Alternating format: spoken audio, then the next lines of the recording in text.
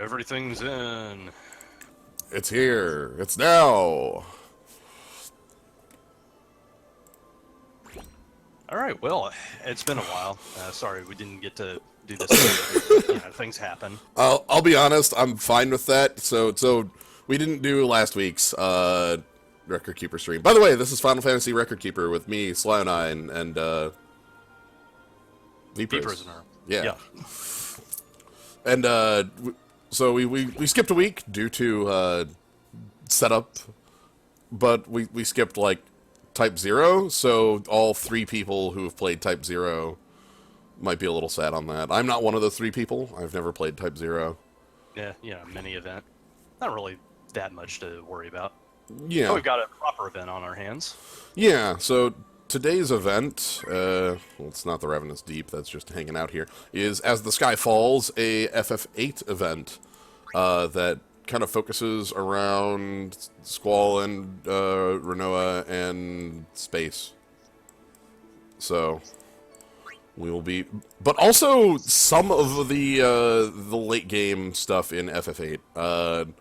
For specifically the multiplayer fights are both. If I go in here.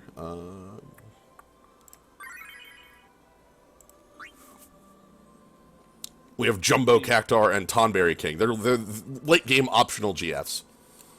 I mean, most of them. I mean, Tonberry King himself can be beaten on disc too, but that's just a testament to FF8's pacing. Right. I think of them as late game stuff because, like, you usually don't. Mostly because, like, Odin's spot is one of the few places in disc 4 you can still go. I think it's the only place on the overworld you can still go, actually. So.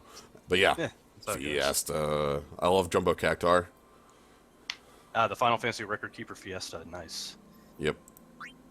So, yeah. I figured we could start things off with the multiplayer, then do banner talk, and then do the actual event.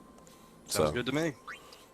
So this time we're going to be doing... Sly9 and I decided on a win team. So if anyone would like to join... see if you can bring any good win stuff. Barring that, there's always the basics. There's always heals, walls, anything that you can name. Honestly, bring whatever you feel. It's gonna be fine. Yeah, it's gonna be fine. So I'm gonna go ahead and set up my team here quick for this. So Tonberry King here uses ultimate It's Sharp. They put ultimate in front of ability names to let you know that it's defense piercing.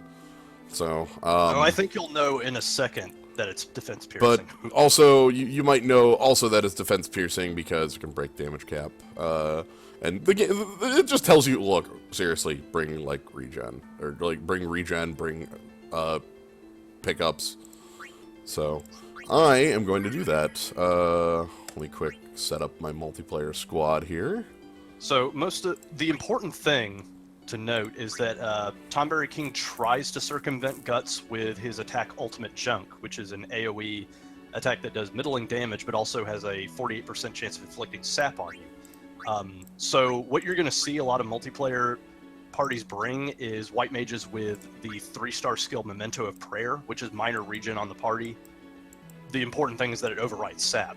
Angel Song from Bards will also do the same thing. But yeah, it is important for white mages to immediately respond to Ultimate Junk before he starts killing people with the Guts. Yeah, so right now I'm just setting up party stuff. I'm actually looking at an ability more specifically to set up my party with. Where is? Same. I got a dark thing going right now. Once the room is open, it'll be the 4666 to join it if you want to join. Assignable heroes. Okay, nobody I actually want to bring, so let's go ahead and get in here. So I'm going to bring...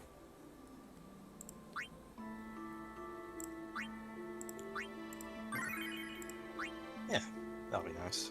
Yeah, I'm going to bring Y'shtola, because I'm going to bring my FF14 party. That generally works out well. We only are going to need Protectga.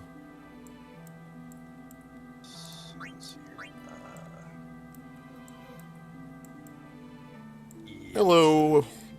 Glad to see people making their way on in. Yep. Yes. Let's actually back up here. Remove all... Actually, no. Remove all not in party. And then optimize. That's fine. I actually have a lot of magic stuff for FF8, so... I have a lot of Adia equipment. I have a lot of selfies stuff, so... Yeah, it makes sense, to be honest. So... Yeah.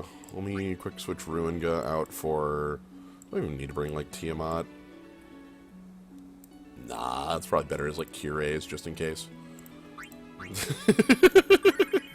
So I think for this one, I'm going to have Fujin go all out on OSB stuff. Okay. Because Metsu, the debuffs are not going to matter because this is an entirely physical fight. What are the metal conditions? It should be the usual lower stats and then don't get 5 people killed. So, Okay. Yeah.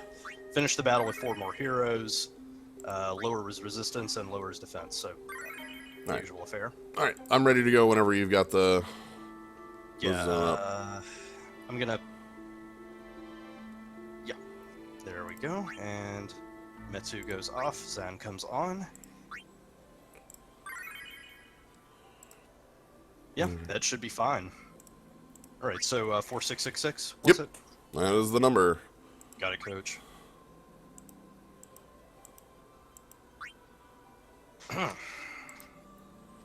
And I guess you'll be the one hosting this one, so... Oh, yeah, absolutely. Okay, so doing the 160. I got tricked into trying to pull, and I got Laguna Super twice. Never have I been so owned. Yeah. Oh. We'll do some banner talk, but, yeah, that sucks. Laguna's a little better these days, actually. We talked about... Yes, he is. We'll talk about that when we get to Laguna stuff, but Laguna has hope. Yes. Alright, it's up. Okay. So yeah, honestly, go with your gut. Like, just bring what's good. I like it. We got the full break. That'll be our breakdown. I've got protect. We've got a wall. Whatever anybody wants to jump in for number 4, just come on in. It'll be fun. Yeah. This looks good already. I already like what we've got. Yeah. Good news is wall isn't as necessary for this fight as usual, so you can break out the heals too if you feel like it. Okay, and I see that so that's good. Squirrel Token's going with his old standbys, and this time, yeah, I got some news for you. Fang's gonna do some work. Alright,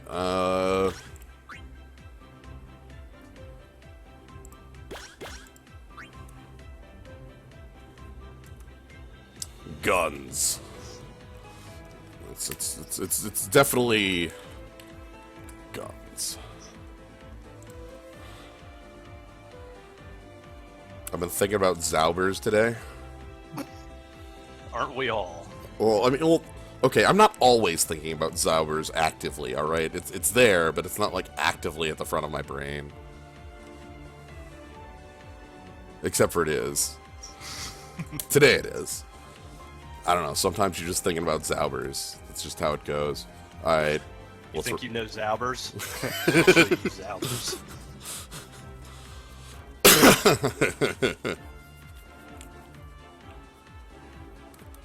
Yeah, we'll get into the banners, but I think Vega's good. Cool. Anyway, Tonberry. Yeah. Oh, I love Tonberry. So, I love Big Tonberry. I've been playing FF14, and there's a dungeon with Big Tonberry, and it's great. Alright, we are connecting. We've got 3.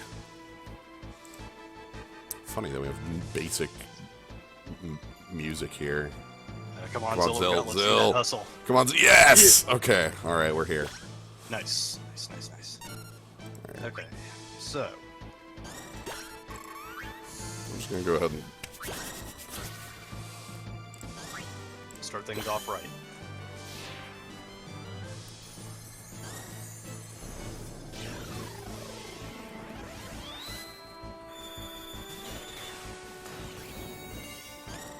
Alright. Get that meteor shots on in.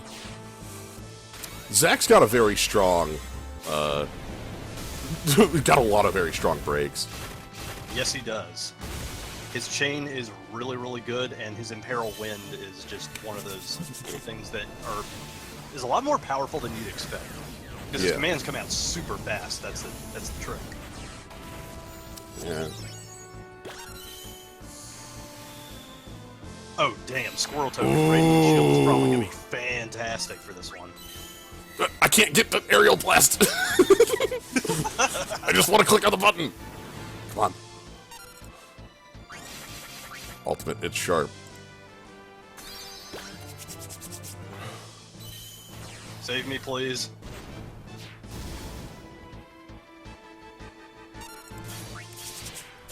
I'm trying.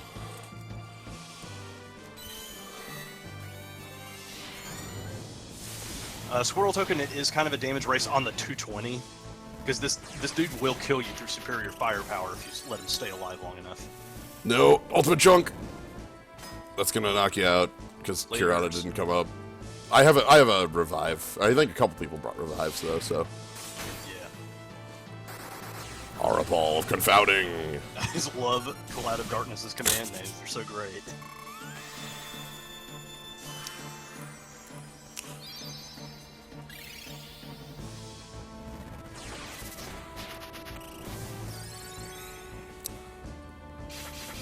Oh! It's fine. Check this out. Combo. Yeah! I'm standing. Oh, yeah. Give me that fucking HP stock.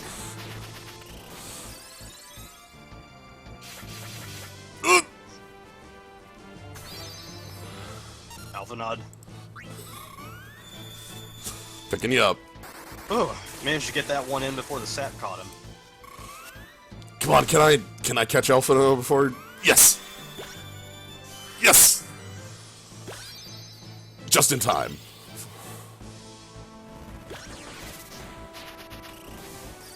Yeah, here's hoping that I don't fall over. You'll fall over. I don't think you'll die to ultimate junk. Actually, like, it shouldn't be too bad. Oh, right. Oh. I thought it was an ultimate, so, like, that was... Whatever. Anyway. Oh, whoop, you dang targeted somebody that didn't have a last stand. Oh, you pooched it. Just, I like dealing damage.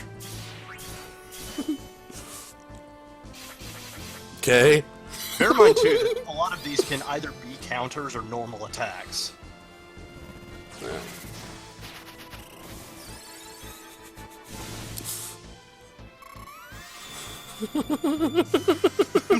This fight is just like... That's a spicy meatball. Ultimate junk.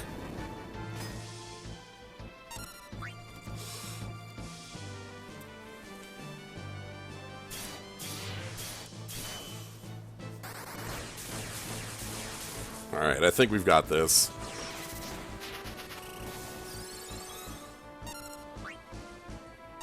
Yeah, damage-wise, we're fine. Whatever, let's break out the BSB cast. That should be high enough damage. And bonk.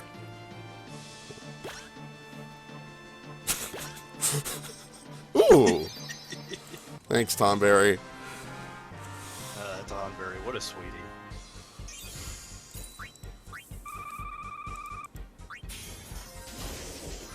Got myself Major Lightning Orb. I'll take it. So that's how it is with this fight. Sometimes you don't get to do your thing. Yeah, look. And you just gotta deal. Yep. We made it. Also, importantly, 4-star Vit motes. God, I'm so happy to see 4-star Vit motes. I have some characters that I want to mote, but they have Berserker Spheres. And let me quick show you why that's a problem. Berserker Spheres have a hefty requirement of vitality I motes. think it's... Who is it that has those hanging out? I'm trying to remember who has... Is it Fran that has a Berserker Sphere? No, it's not Fran. Is it Riku? I think Galoof has it. It's Riku. So, So Riku has a Berserker Sphere, and in the Berserker Sphere, if I click Learn All, 50 Vit modes for the entirety of this sphere. yeah. It's very, very annoying. Anyway, let's move along to talking about banners. All right, I got mine up. So, let's start things off here with Icebrand. This here is Squall's USB, Brutal Blast. Deal 9 ice and non-elemental attacks to one target. Reduce delay of the user's actions for 2 turns. Temporarily enter Seed EX mode, which causes every second Spellblade ability by the user to trigger Shattering Finish, dealing 4 physical ice and non-elemental attacks to all targets. Holy shit, this thing is great. Yeah. Like, the finisher is well worth the investment. All you have to do is just sort of like hammer him with Blizzaga Strike or something, and then every once in a while, everything explodes. Right. This does, I wonder, does, Squall's BSB 2 commands count for this? It should. Let me check. Like, let me pull up that. Yes, they are. They are Spellblade? Yep, they're Spellblade. Okay. So, yeah, that's the big, that's also big. So, this is, honestly, the reduced delay. The Seed EX mode has a, I believe it's a 30%, it has some sort of additional, like, damage on it as well. Yeah, and bear in mind, too, that any buffs that you get, any stat modifiers that you get in EX mode are completely isolated from normal buffs. It'll stack with everything. Yeah, so very strong stuff, as we're going to be saying a lot with the things on this banner. So you really get your best mileage out of it either through Squall's BSB 2 or Snowspell Strike, and that one can be a little tricky to hone because it's a 6-star and requires crystals. Yeah, so very good stuff though. All right, next up we have the Almacy Flame Tongue. This is for Cypher's USB, Forbidden Fell Slash.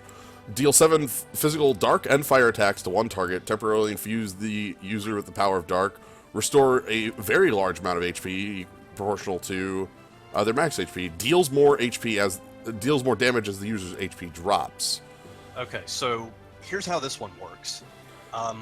This one does not punish you for not using the gimmick. It doesn't start out shitty and then become like comparable to a normal USB. It is comparable to a it does normal USB damage from the word go, and the multiplier just skyrockets the lower Cypher's health is when using this. Yeah, I think the biggest trick with this is going to be using some sort of last stand. Yes. If you were able to just like trigger the guts and then have that combo into his USB, you're going to see some huge numbers. It is a 70% self heal, so yes. Did Cypher write his name on these gunblades? Definitely. Absolutely. 100%. The other thing to note is that later on we will be getting some dark physical skills that deliberately damage the user for like 30% of their max HP, so that factors in real well with Cypher's USB if you get it. Yeah, I think this works best. Also, the weapon is a boost to fire damage, though it's weird. It's a boost to fire damage, but it's in dark. Yeah. That's strange. Yeah, All it right. is. All right. I'm not really sure about that. Next up, Axis Blade. This is Squall's BSB 2. BSB 1 is not appearing here. Steely Blade. We've got a very good one here. Deal 8 physical ice and non-elemental attacks to one target. Infuse the user with the power of ice and grant haste and burst mode to the user. Ability 1 is Drawn Junction. 2 physical ice and non-elemental attacks to one target. If the user is in burst mode, raise their junction level by 1 up to 3. And then Low and Roar, deal 4 to 7 physical ice and non-elemental attacks to one target. The number, power, and critical strike chances depend on the junction. This gets... He took Squall by the hand. This thing is huge. It's does absolutely monstrous damage.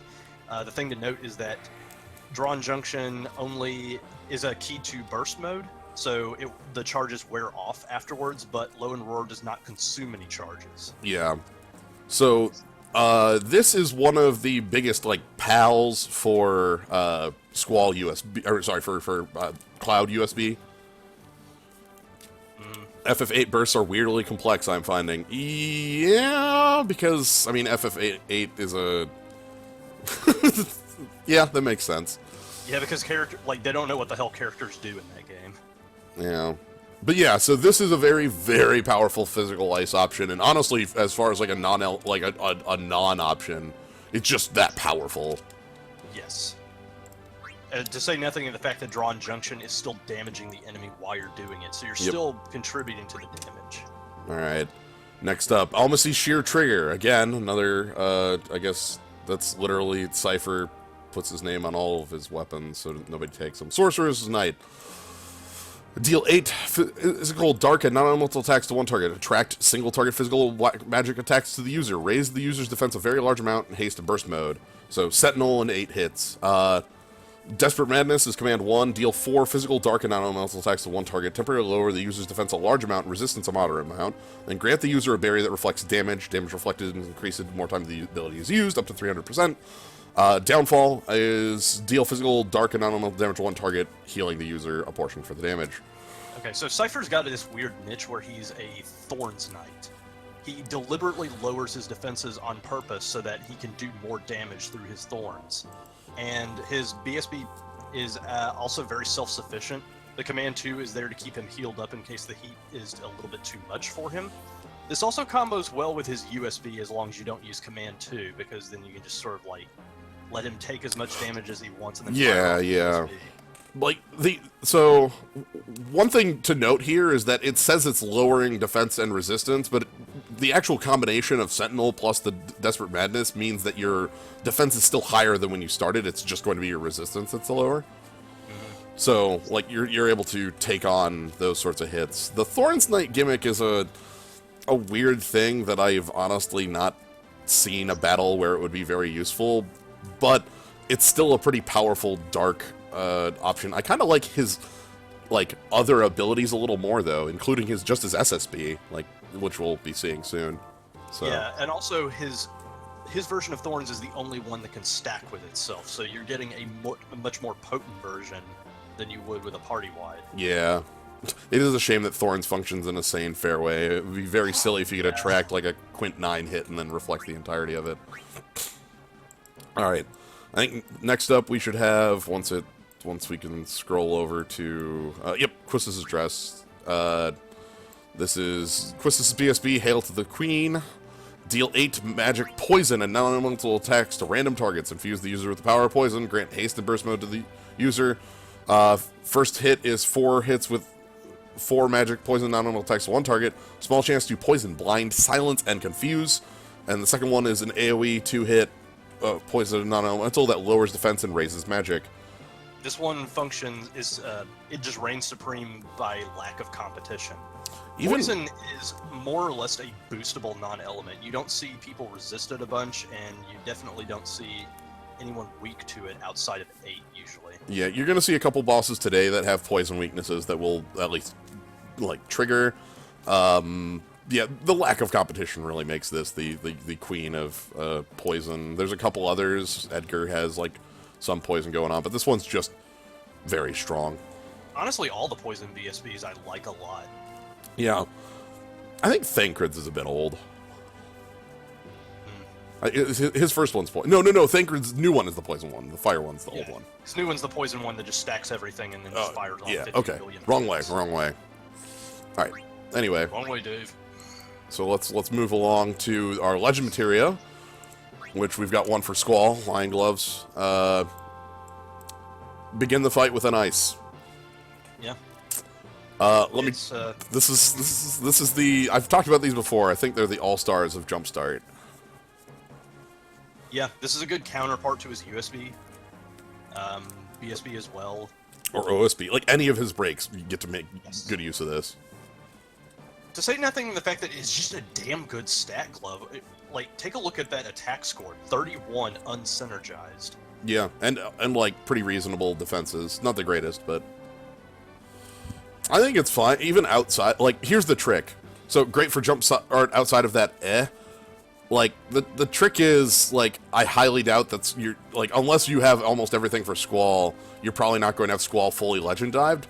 And if Squall isn't fully legend-dived, there's no choice. You just get this for free.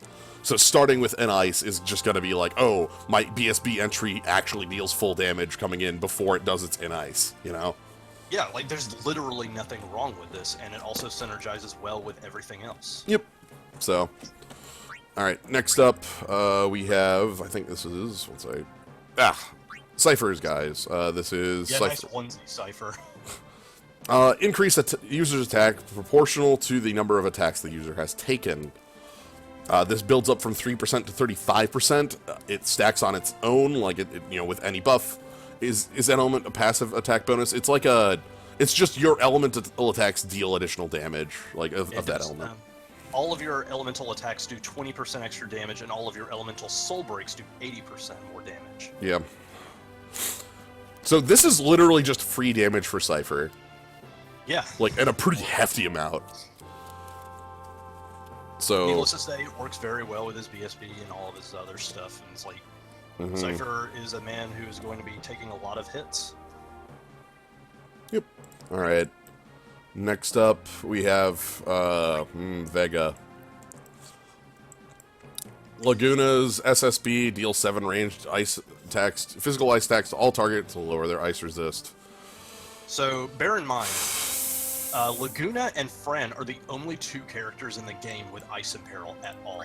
Yeah. And Laguna didn't used to be able to even use this reliably because he didn't have shit for skills. But now he has Sharpshooter 5, which carries with it the skill Icicle Shot, which he can use with this. Yeah, let me pull up Laguna here and usable. We have Machinist 5, Sharpshooter 5, which that combination these days is effectively you're a better Spellblade. Yeah, more or less. His BSB is meant to abuse Tempest Snipe. This thing can be used to abuse Icicle Shot. Yeah. And also, like, ice is just the element of this realm, so...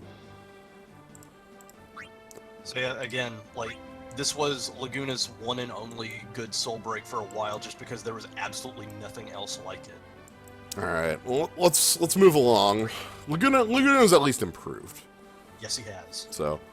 Alright, Cypher's Gloves. This is Cypher's SSB, Death by Committee. Deal 8 physical, dark, lightning, and wind attacks to one target, temporarily lower the user's defense a moderate amount, and raise the attack and magic of all allies a moderate amount.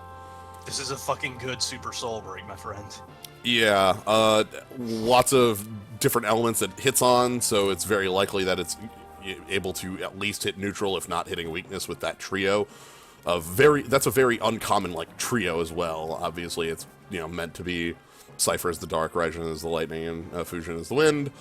The lowering defense is something that you can offset with, like I've said, your defense is actually raised if you're in your BSB, so like you can kind of offset it that way. And the like onion buff for the party, oh yeah. Also, it has an amazing name. Yeah, it's quite good. Next up, all right, it keeps rotating while I'm in these menus, and it's kind of weird. Anyway, Mighty Guard. Red Scorpion. This is a whip for Quistis. Shell, haste, and major regen to all allies. It's very old, but it gets the job done. It's pretty dang old. Like it old. And then last, we have Selfie's Crescent Wish. This is her SSB Dream Stage, which is a large heal to all allies and a magic blink. Like, this is also old, but there's no problem whatsoever with that combination. Yeah, this one does a lot for, like, I've seen this in multiplayer a lot. Magic Blink's a good thing to have around.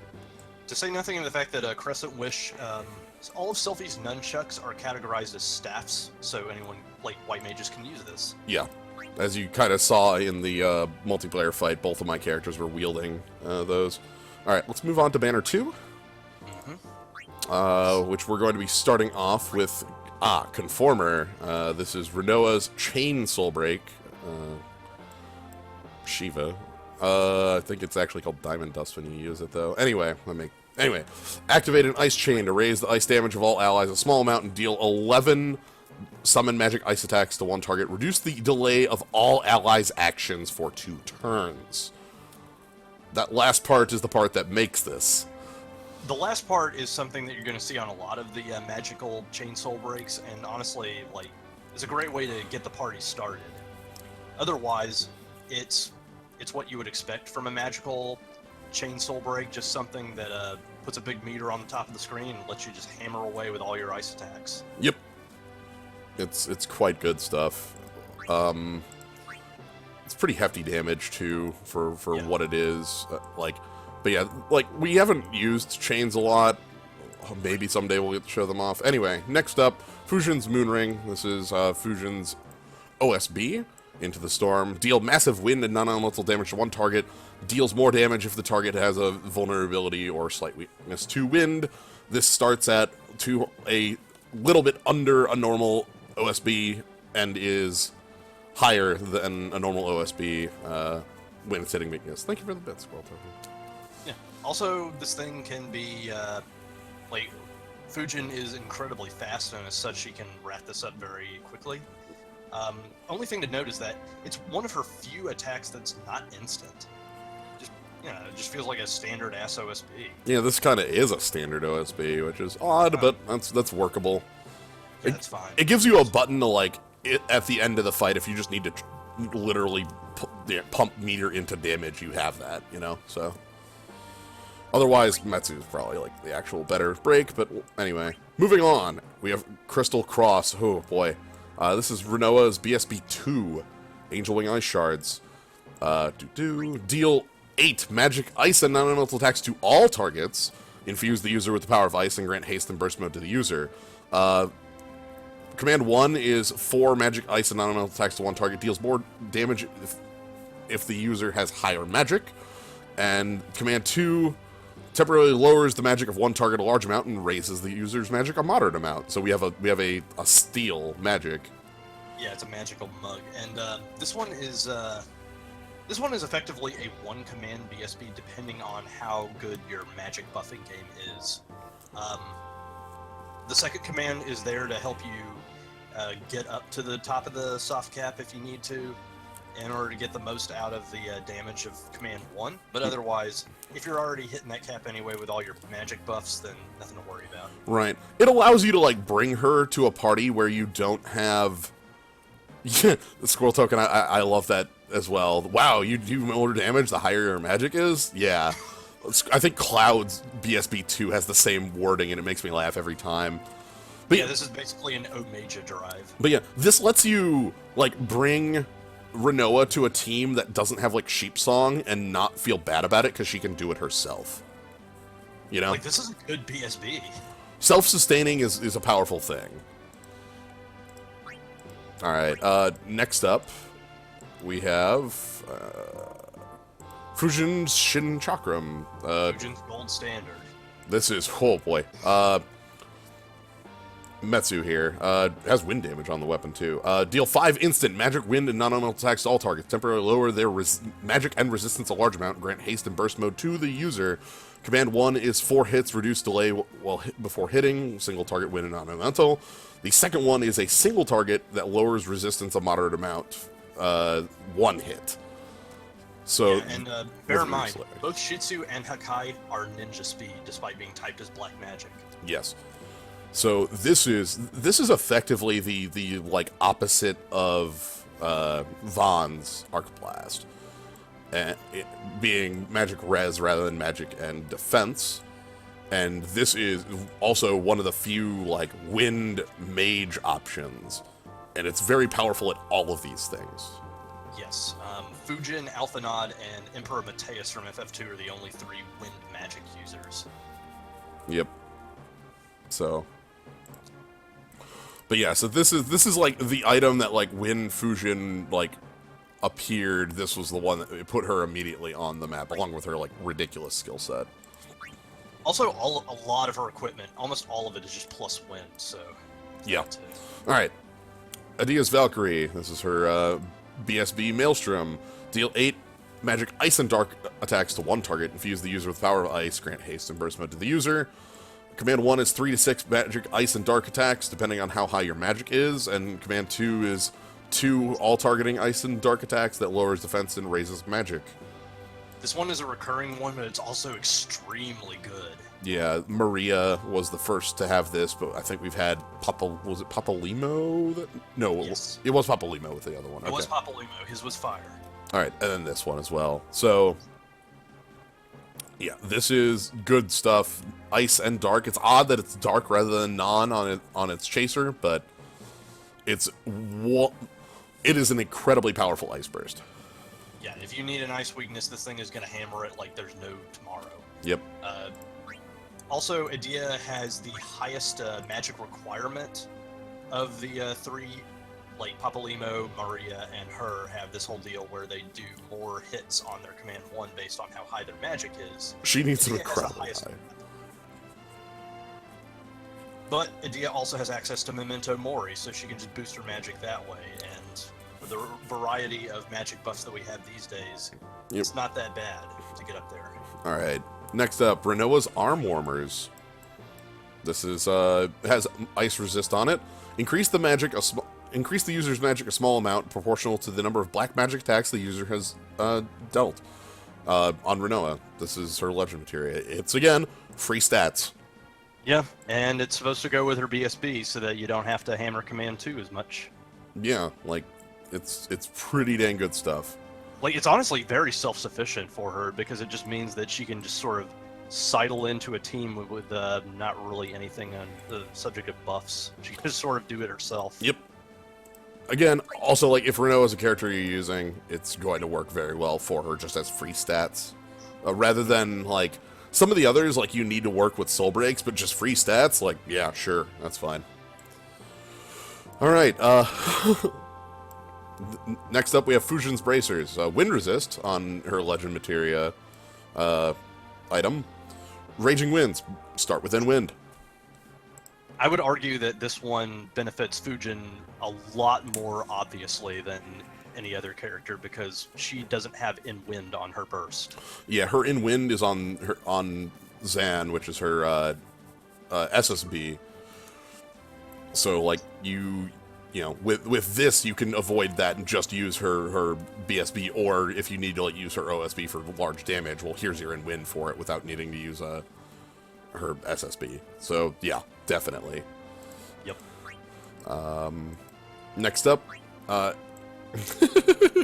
we have Angela Strike. This is earth damage. So back, so Renoa's moved to being ice, but she used to be earth and then moved to earth ice, and now it's just like her BSB2 is just ice. Yeah, this is basically there if you have any of Renault's old Earth gear. Yeah, all, like her OSB and such. But anyway, deal 5 magic Earth and non-elemental attacks to all targets in Earth. And it's the dog, so that's good. Yeah, this one is actually a replacement for her old unique Soul Break, the Brothers, which did 3 attacks to all targets and gave her in Earth. Yeah. All right, next up we have the one I just talked about, Fujin's Jacket. This is Zan, one of her SSBs. Has wind damage on a jacket. Deal 8 instant magic wind non-elemental attacks to one target and wind the user. This is one of the best in-element SSBs in the business. No contest. Instant. Both because of the instant and because Fujin is fast as hell and can just rat this up no problem. Yep. Very hefty damage. Instant speed and on an incredibly good character. So next up we have Raijin's only item on these is Raijin's Pauldron. This is boost lightning damage. This has Aura, Raijin's SSB. Remove the delay of the actions of all allies for 1 turn. Grant them last stand and major regen. Yeah, this is a multiplayer thing if I've ever seen one. This thing's just good in like long fights. Torments Yes. are incredibly, like, last stands are always good in things like Torments, and this is a very strong last stand, letting you remove delay from all of your allies to give them the very quick speed. Yeah, this thing, like enablers, they can just let you fire off all your soul breaks at once without hesitation. Is there any strategy to this game, or is it mostly hoping to get good draws and then grinding your super dudes in a massively OP party? It's not as much that second one. You can a powerful character with good equipment can like be the center of a team, but you definitely need to have a lot of strategy on building your teams in order to like play, in order to get through the higher content. As Yeah, we'll you don't see. need like the bank breakers in order to do anything in this game, but it helps. Yeah. But you don't need it. No, it like, well, even if you have them, I guess the point is, even if you have them, you're still going to have to implement, like, you can't go in without breaks or, I'll go in with no healers. It's like, you're gonna die. Like, Yeah, you definitely need strategy in order to make it in. alright, Sorcerer's Gown is the last one on here. Time Crush, spelled with a C. Deal 5 magic dark attacks to one target and lower its dark resist. This is one of the only dark imperils back in the day. Yeah. And hey, it's perfectly fine in that respect. Yep. And then, so yeah, that's Banner 2. Let me... And then the last thing I wanted to do with this, which was...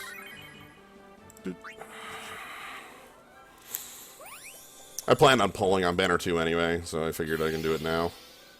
Oh, shit. Should I, So... Yeah, I should, bring that up. So, as far as pulling on banners, you definitely, I 100% will always recommend the 50, which gets you the guaranteed on it, as well as 11 items instead of 10. So, I'm here because I want some ice things, and every BSB on this banner is extremely powerful. That's why I'm pulling on I it. got like 14 seconds before this ad turns off. Yes, Mr. Red White, Wandering Newbie does streams that intentionally show off how you can do high-level content without having to use a lot of the gear. Okay. Come on, 3. Come on, 3 of them. Oh, yeah! Yes! Yes! Alright, well, I'm getting 3 copies of Renoa's, guys. Excellent. Time to go make myself some 8-star armor. Triple Dog is here. Oh, man, if he had one more Renault's, guys, that'd be a Reddit poll right there. Alright, let me quick... first things first, I need to get rid of the... I don't care about the 3 and 4-star items, as I've, like... They're actually quite useful for a long time, but that time has passed for me. Let me go back in. I want to upgrade equipment, and I need to pull up the armor. And we're going to fully upgrade it. Uh-huh. Then we're going to combine. Let's see. I'm going to combine this dress with another dress, and we'll make this with another guys, and we're going to combine these two. Then, So, World Token, you can dark matter anything that's been combined twice, provided it started as a 4-star or higher.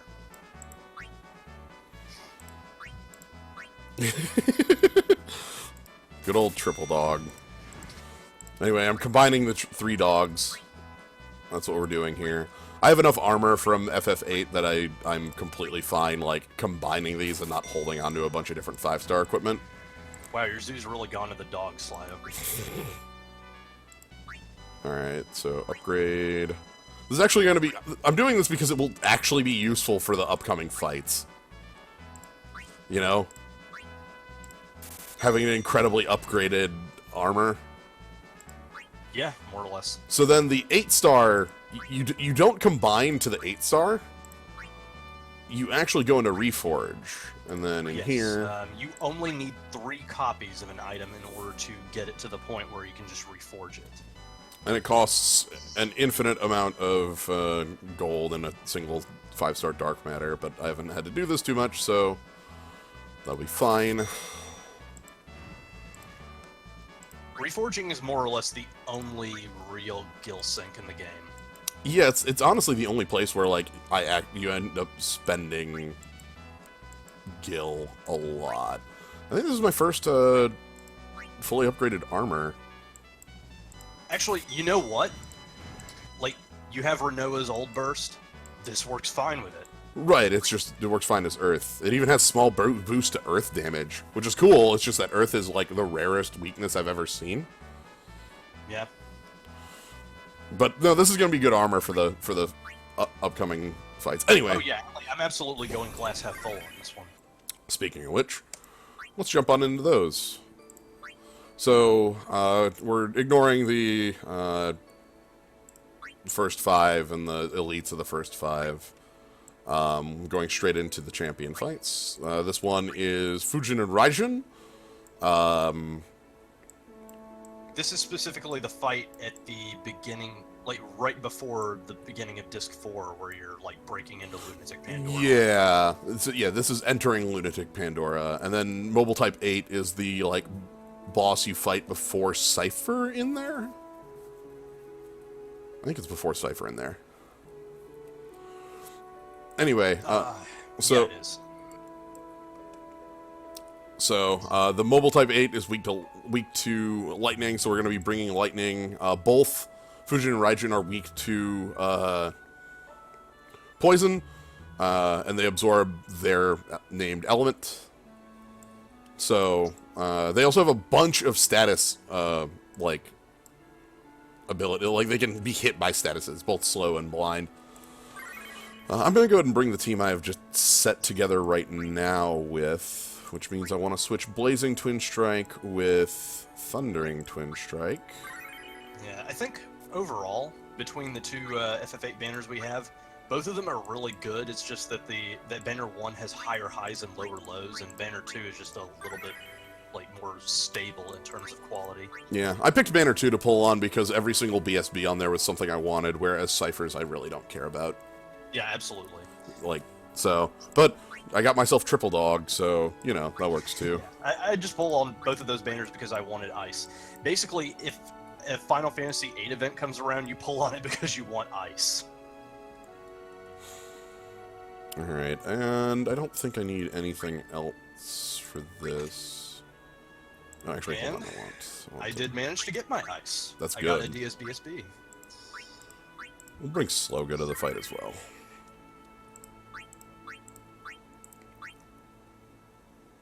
Yeah, also for enemies vulnerable to slow, you can either bring Sloga, or if you want to bring a thief instead because your white mage has enough on their plate, you can bring the skill Mug Time. Yeah, Mug Time works quite well. Like, it only functions if they can be slowed, but when they are able to be slowed, it's very good. Yes. Oh, what do I want to bring? What's a good, like... Just looking for a fun one to bring for my roaming warrior, just for this one. Duelist? I'll bring Duelist. Yeah, Duelist sounds fine. Duelist sounds good. Alright, so the main thing here, so talking about, like, strategy for the fight, this one's going to go down pretty quick because it's just the first champion fight. We're not going to hit fights that are going to be down as far as, like, problem fights until we hit the ultimates, but the big thing here is that Fujin can just put somebody to 1. As well as having some very strong magic. Raijin hits like a truck. That's their that's basically their combination. So yeah, the celerity ability, tempo flurry. yes. 25% chance to slow. Yeah, I've used it a lot. The chance on it has killed me so many times for like not getting a. That's kind of why we're a little iffy on that one. All right, we're at battle speed 1. Here we are. Alright, so we start things off playing defensively. We're going to use Stone Skin up. I'm going to be focusing down Fujin first. Let's go ahead and Hyper Mighty G in this fight. Gilgamesh is going to be spending this fight setting up for fight 2. Mostly. So...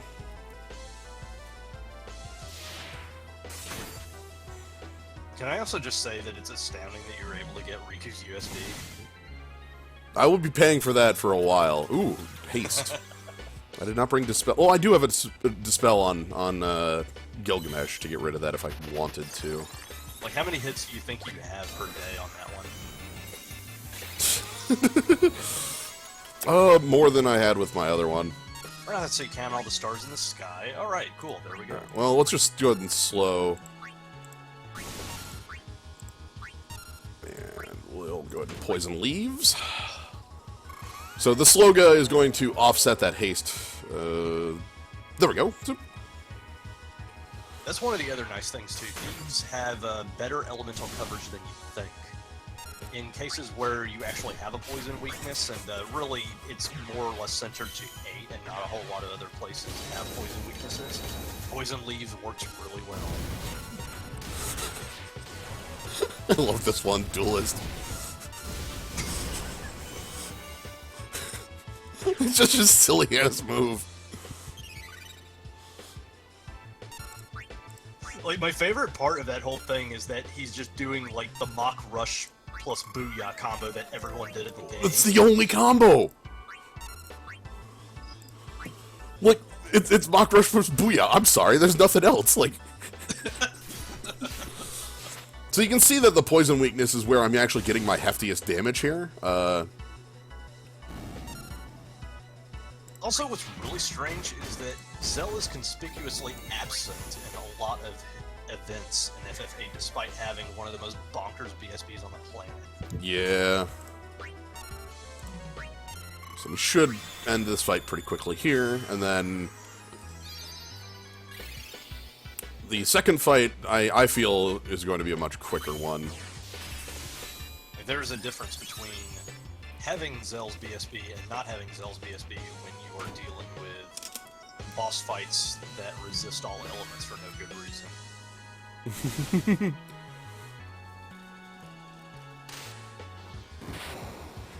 Like, non-elemental BSB havers and non-elemental Soulbreak havers in general usually get a ton of extremely busted effects to compensate for not having elemental coverage. Yeah, Zell does have the fight inputs when you're doing his limit. Yes. Still haven't mastered this Hyper Mighty G. I haven't been doing experience dungeons at all with Riku. I've just been seeing like how I know that only takes like 3 weeks of doing events. So anyway, Weapons of Esthar. This is where we fight the second half here. This one should be quick, as we had. We're not going to have our as much our defenses here actually because I've used both Hyper Mighty G and Wall, but the fight should just go down like because I'm set with Gilgamesh going off here. We will have Fran going off here. We'll have Riku. You know what? Riku can just punch. That's fine. Yeah, you're lucky that she just had like her USB weapon is a 6-star weapon, so you don't have to really worry about synergy that much. Yeah, I never really do. Also, she's not like the most offensive character anyway, so... Okay, there's the delay. That's another part of Zell's BSB, is that auto delay on it.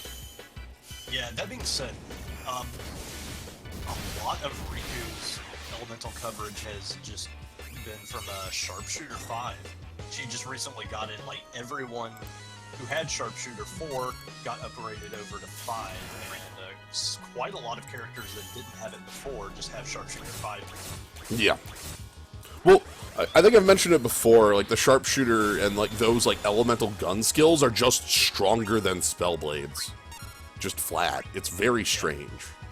The only thing that Spellblades have going for them at this point is the fact that they are synergized with a bunch of different, like, EX modes and stuff. Yeah. Sharpshooter skills don't really get bonuses when you're, like, doing record spheres or dives or whatever, whereas you'll see Spellblade damage plus 3, Spellblade damage plus 3, etc., etc. Anyway, that chump gets taken down, so we get to move along from here onto our next fight. So we hit Lightning Weakness, that's fine, we get our Mastery. We're getting close to that Mastery on Hyper Mighty G, which is, yeah, that's the user gets the attack bonus from that.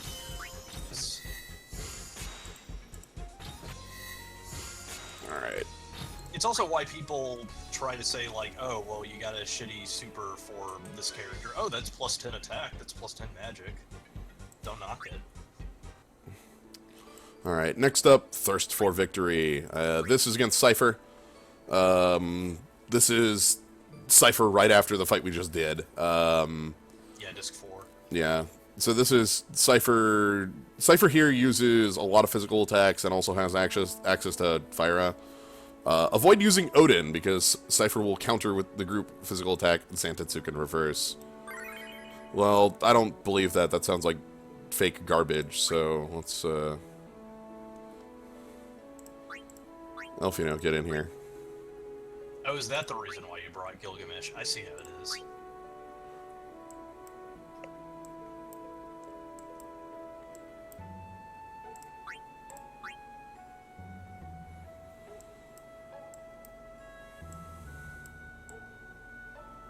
And chain Biora. Yeah, I kind of want to see, like, Gilgamesh get an EX mode where he uses all of his attacks from FF8 at random. So it's like either Excalibur, or, like, big damage, or, like, you're dead, etc. Holy crap! This thing is ridiculously strong here. This 8-star, like, the Renoa's guys. That is super good. Yeah, that is definitely some magic, my man. Yeah, alright.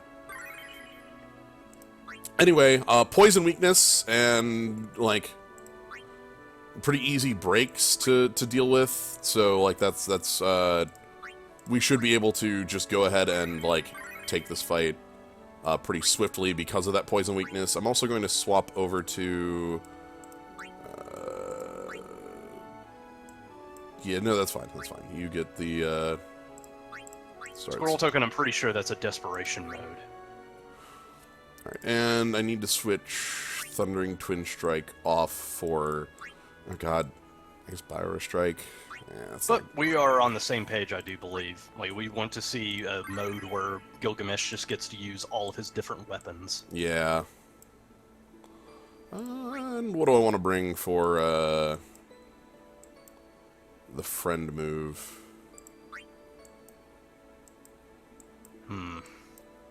I'm just looking for something that is interesting, and then I'll bring that. Isn't it great how you just get to do that and not have to care? Yeah. Having a lot... yeah, like... because... basically, I'm able to do this because I have a lot of powerful things natively, so I don't have to use, like, Vessel of Fate anymore as a roaming warrior. Yeah. That's nice. Let's go with, sure, Arbiter's Apocrypha. That's nice.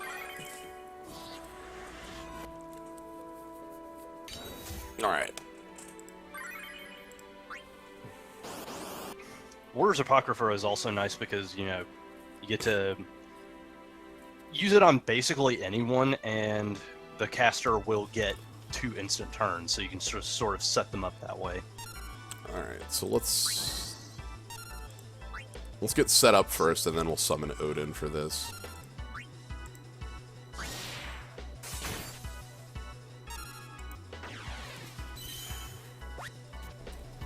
So, I think we touched on this back when the Final Fantasy X event was going on. The reason why they gave Riku such an incredibly busted USB is because she... I'm sorry, that OSP did 4 editions of Network. Oh my god, did you... Aw, oh, damn it! I thought you brought his USB. I thought you were bringing the pain. Not Warners, I brought Arbiters.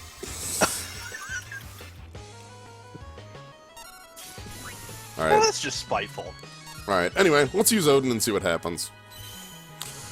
So, the damage that Zantetsuken Reverse does, multiply it by, I think, 6, and that'll be, like, its actual realistic damage number because of all the defense boosts I currently have. Anyway, Zantetsuken!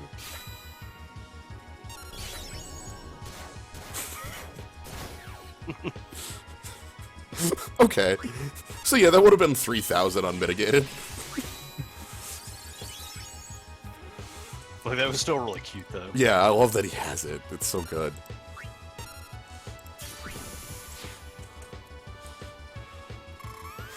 But yeah, from here we're just going to be using heavy poison damage to win the fight quickly.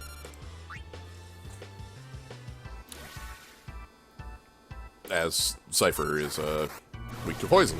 So you can see all the quad 9s that are coming out due to the power of that.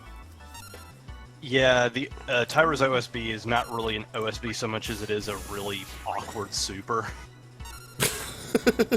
Bloodfest!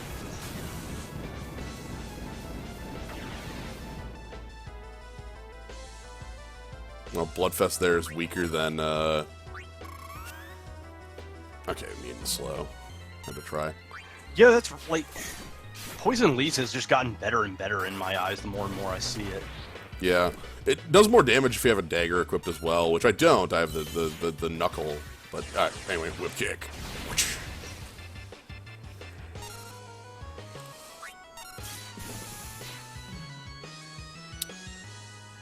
Goodbye, Cypher. All right, one more fight, and then we will be into the ultimates, where we will actually be having much less clowning upon and much more tactics being used, and parties that aren't just like my most powerful characters hanging out and having a good time. But that's how it goes, you know. When we slowly work our way up these. But yeah, definitely for this fight, poison damage, physical mitigation, and some magical mitigation are going to be necessary. Don't bring Odin. It's not the Easter egg doesn't do anything other than make you take a bunch of damage and bring a useless ability because you can't be instant KO'd by Odin. It would be really cool if Gilgamesh showed up to beat him up because of that, but... Alright, so this is, again, beginning a Disc 4 fight against Adele, with Renoa there. Adele's freaking tall. Yeah, Adele is huge. Like, anyway, so we're going to be using... She's vulnerable to wind, so we're going to be switching up our party to make use of that. The reason that she's vulnerable to wind here, I'm pretty sure, is because Fujin is on the banners.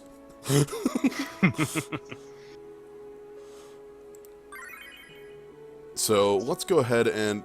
we have Elfino on the party. I think Bartz can swap out for a moment for... But wait, that doesn't work. Like, it's actually kind of bad to bring Fujin to this fight because her entry on her BSB is at all. I know. I think Sid's is not. Sid's is a single target, I think. Let me double check. They've actually kind of flaked back and forth on the Adele fight. In some versions, she does have Renoa taped to her chest and it sucks. And in other versions, she's just a straight fight. Yeah, it's much more likely to see this version these days. I'm not going to Choco Romp on the boss. If I could just go ahead and use my OSB from Bart's, but I'm not going to do that. Mostly because the Spellblade is all target. That's the actual reason I'm switching here. Mm-hmm. Alright, like, Tornado Strike is good, but it's a hit-all, so you have to use Aurora Strike for that one. Also, so I've been using Riku for Poison Leaves, but also another Thief skill, Dash and Slash, to win physical attacks to one target. So, oh, how about that? Riku can hit every weakness. Yeah, Riku's very strong.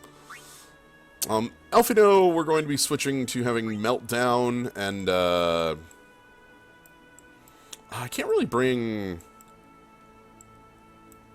like, Tiamat to this. That'll just, like, get Renoa killed. Yes, it will. Renoa's actually very squishy. I think she has 40,000, but she's going to be getting, like, you know, damage throughout the fight as well. So... tapped for about 3,000 or so a click.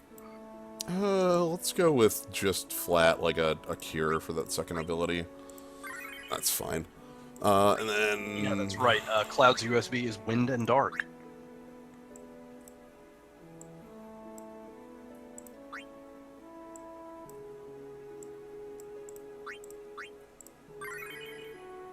Yeah, you don't lose if Renoa dies, unlike the actual fight.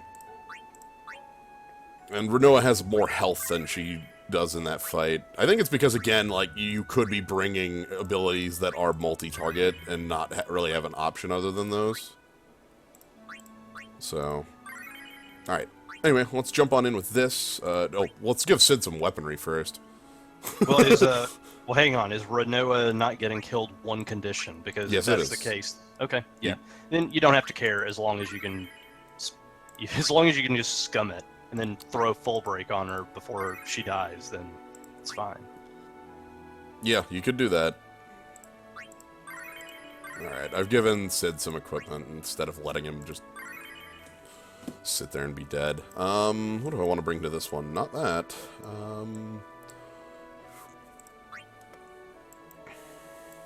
It also kind of brings to attention a weird thing.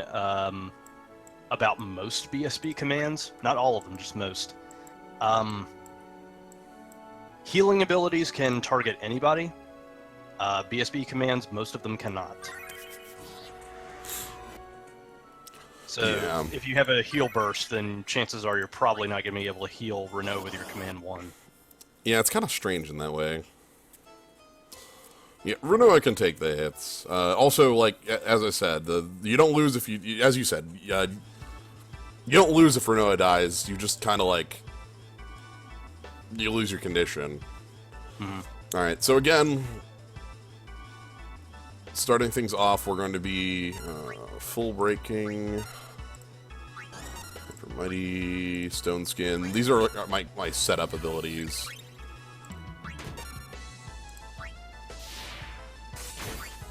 Yeah, it's fairly standard stuff. Final Fantasy Record Keeper has always been a game about just buffing yourself out the ass to do anything. Yeah. So, like, Hyper Mighty G, this ability I've been using, is Haste, Shell, Protect, 30% attack, 30% magic. Whereas the ability that Y'shtola is going to be using here is 200% defense and resistance. Let's go ahead and bring Luneth. Yeah, on the subject of wall, it's been very difficult for new players to sort of get into high-level content that kind of assumes that you were going to be using wall, because you kind of have to roaming warrior it a lot. Right. So the roaming warrior lets you fill a lot of the holes in your team, and like that's a very powerful thing to have access to. If you don't have a lot of wind damage, you could bring a roaming warrior that has hefty wind damage. If you don't have like the best healing, you can bring some sort of additional healing with it. Stone Skin does stack with Protect and Shell. That is the entire reason I use it. Yes. Stone Skin is a stat modifier, whereas Protect and Shell are named effects. Yep. So let's keep doing our wind stuff. We have Pummeling Gale now. Let's have... Oh yeah, the Kerfluffle. As it turns out, briefly, Keeper's Choice 2, which is an old As the Hills banner that is the source of wall for a lot of new players, got bugged, and as such it was shitting out nothing but 11 out of 11 5-star pulls. Yep. Buff and It's debuff something stacking fixed. seems to be the name of the game for high-level content. 100%. Absolutely. Even in, like... So again, like, Wandering Newbie, friend of the show, does some incredibly excellent streams that are doing things with as few soul breaks and pieces of, like, you know, very powerful equipment as they can. Like, still is going to be making use of, like, buff stacking, debuff stacking, because that's just the name of the game. Mm-hmm. It's more or less a way of showing newer players, yes, you don't have to get, like, every single bank breaker in order to win at stuff. Like, you still need lots and lots of strategy, and you can still make it through with minimal equipment. Yep. So our next... I think the next fight here is going to be the one that's going to be, like, an actual fight. The ultimate fights are the point where, like, I don't just run through these before the boss gets to take more than 3 actions. Well, in this fight, it was, like, no actions, because Luneth BSB had, like, 2 delays on it, so...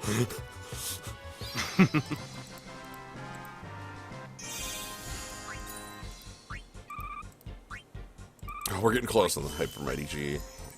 Quite happy about it. Yeah, getting native wall is just a tremendous help for a lot of people, and I honestly wish that Sentinel's Grimoire or Stone Skin 2 were more prevalent for newer players. Yeah, more Rosetta Stones.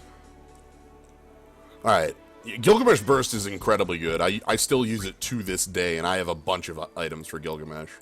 Yeah, it's old, but it's like has a ton of utility. Alright, next up, this one is In the Face of Giants. We're going to be fighting an Iron Giant and a Behemoth at the same time. Iron Giant is weak to lightning, Behemoth is weak to ice. Yep. So, Iron Giant, as you would expect, is going to be hitting heavy physical. Behemoth is going to be hitting pretty heavy magic. So, can I make a suggestion? If I'm going to hold on, I'm actually going to change my roaming warrior real quick. You could use, for this particular fight, you could use Rex BSB. Because that will stack with Mighty Guard, and also it's lightning and ice elemental damage. That might be cool. Yeah, just a little something for the folks at home. So I will change my thingy real quick while you were busy setting up. Yeah. What I'm going to switch over to here is I want to have our friend Shantoto take point on this. Shantoto's going to be taking point on a couple of these fights, but here mostly because Shantoto's burst is lightning, fire, and ice, which is both elements what we need in this. So Shantoto is going to be brought to the party. I'm also, so if we note at the bottom, the Iron Giant counters physical, the Behemoth counters black and white. So we want to have ice abilities for the Behemoth. Let's see, do I have physical ice that I can bring to the table? I don't think so. Well, I mean, again, that's why I decided to step up. Yeah. By the way, my roaming warrior's ready for you to do. Yep. I'm just thinking of who I want to bring to it then. Instead. Solis? Yeah, Solis sounds fine. Should be Solis. That sounds fun. Let me quick. Spellblading it up. Let me quick do this. I'm gonna give Solis some eggs.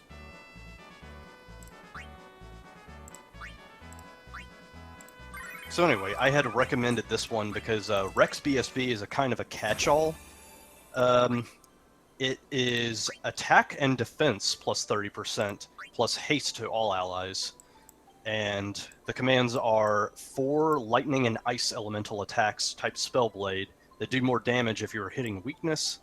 And command 2 is a 4-hit non-elemental attack that also heals an ally for a small amount of HP. Yeah.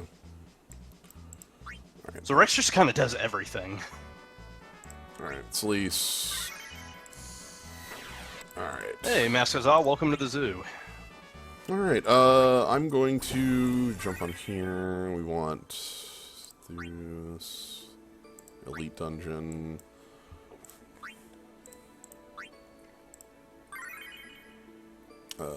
Let's go ahead and optimize quick and see what it brings to...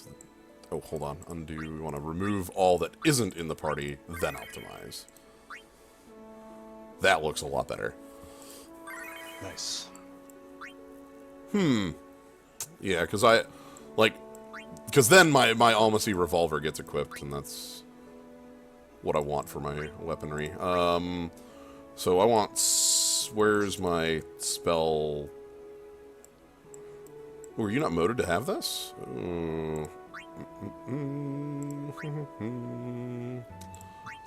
You do more setup. I want record spheres. I want Solis record spheres. We're going to do a couple of these quick. The record spheres are effectively like extra stats using items that you get from the high-end content.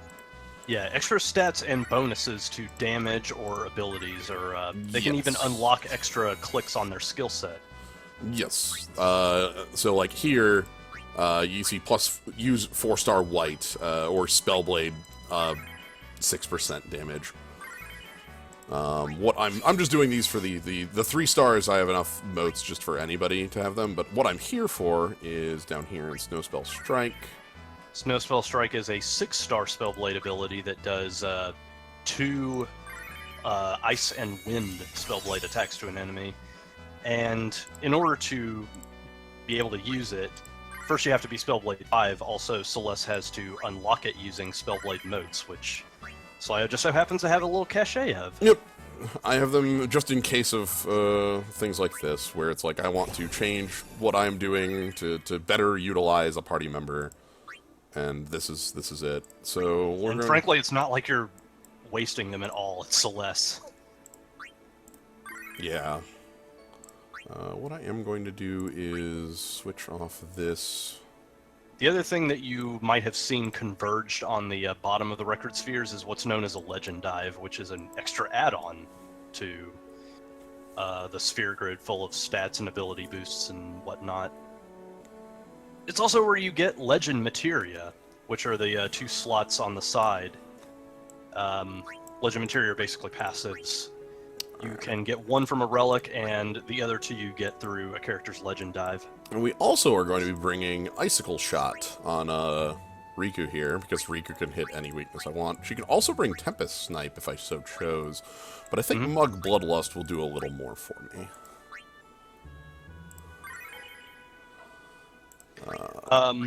Let's see, Mug Bloodlust might actually, because Rex is attack and defense. Ooh. Is that all targets or one? All targets. Okay, then... Rex is basically the physical onion. Okay. Didn't realize that was all targets. We'll bring Tempest Snipe then to bear. And I think the last thing I want to do is give my Wrath over to Y'shtola. And yeah, I'm not actually sure when Spellblade modes will spin back in for the Torments. that one sucks, because I'm pretty sure that one's the FF5 trio fight against... Oh, with the pigs. Yeah, I think it's Triton-Neared Phobos. Crap. Pretty sure that's Triton-Neared Phobos. That one's gonna suck, because now we have a jump start for it, too. Anyway, so now the party's set. The last thing I want to do is... actually, not quite. Record Materia. We're going to be giving a Striker over to Celise, and then... My deep dark secret is I actually have next to no bursts for 5. I can feel the CM for 5. Uh-huh. It's... Alright, let's give Thunder God mode to Fran. And then the last thing I need to do is Soul Breaks, remove the ones we're not using. Yes, CRS Reverb. It's the fight in the trench. It's the fight in the trench. So whenever you optimize, all the default Soul Breaks get put on, and it's very helpful to remove these so that you don't have to take a double, like you don't accidentally use them in the middle of the fight. You can't go to 0 Soul Breaks, but I find it very helpful to do that. Mm-hmm. Alright, so... The other thing to note, too, is that Celeste is one of those rare cases where even her default Soul Break is really good. Mass Shell is a plus 50% resistance boost to all allies that stacks with Shell. So, one more time, the burst commands on Whitefall, because I can't look... Whitefall is... I can't look at them from this... Yeah, Command 1 is a... Command 1 is the Lightning Ice one. Okay. Command 2 is the non-elemental one that also has an off heal. Okay.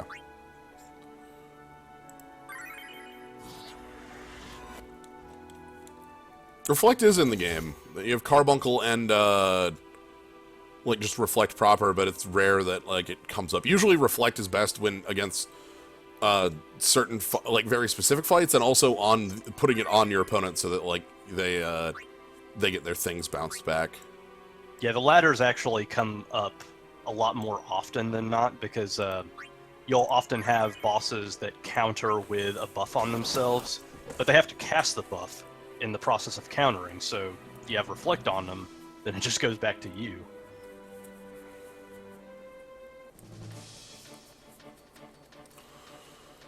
Alright, here we are. So let's go ahead and start things off with that. Roll Stone Skin, Hyper Mighty G.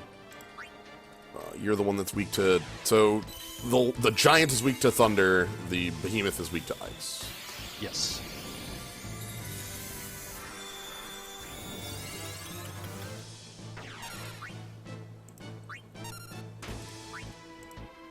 Yeah, it's basically Shantota's gonna take a lot of the flack for Riku's USB, and everyone else gets to enjoy Whitefall. Yep.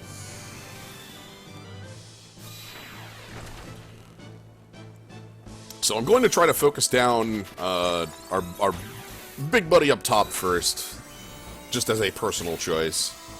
So aside from being, like, the perfect fit for this fight, Whitefall is a fantastic linchpin for a lot of elemental teams. If you're going physical, then Whitefall is going to help you a ton for that one.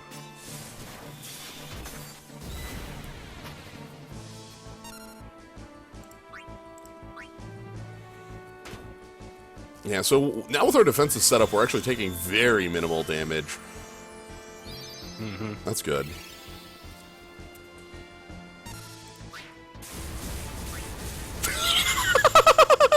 God, Tempest Snipe is the silliest looking thing in the world. Riku just pulls out a goddamn shotgun, like from Shadow the Hedgehog, and just like... This is like taking candy from a baby, which is fine by Riku. Watch this stupid move again. Now watch this drive. It's so good.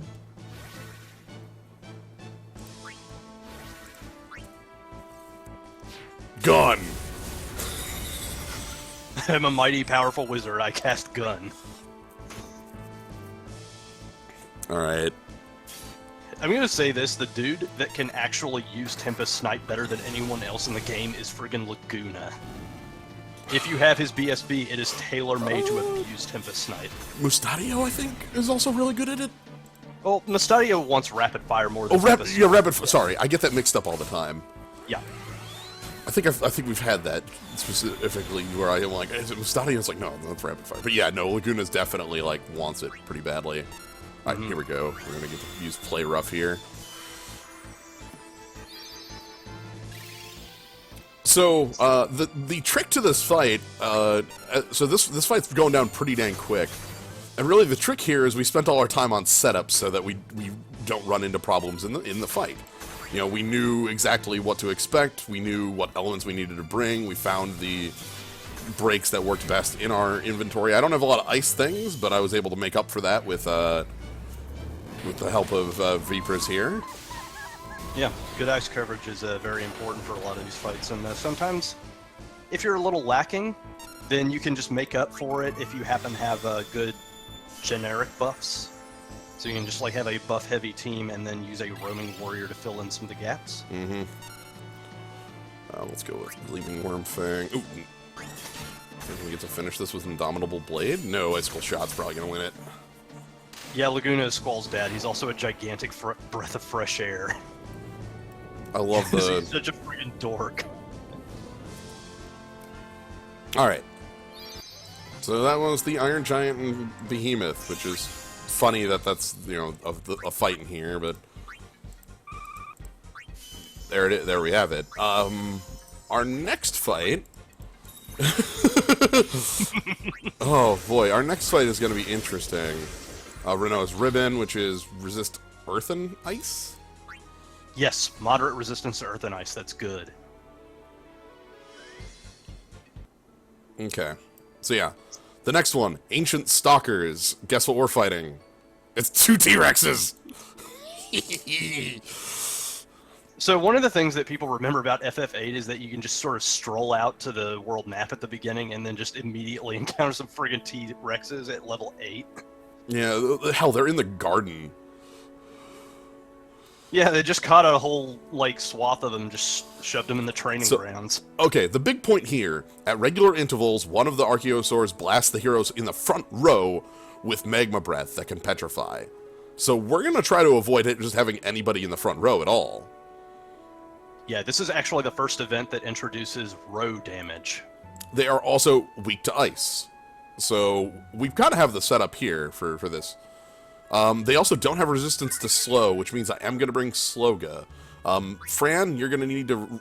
So Fran's going to stick here, of course, because Fran's been... My team is not going to change very much. I think Celise is going to switch out, is going to be the main thing.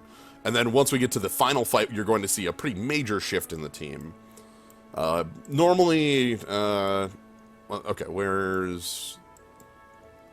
No, that's fine. I'm fine with just having a Wrath. Like, the general thing about this is that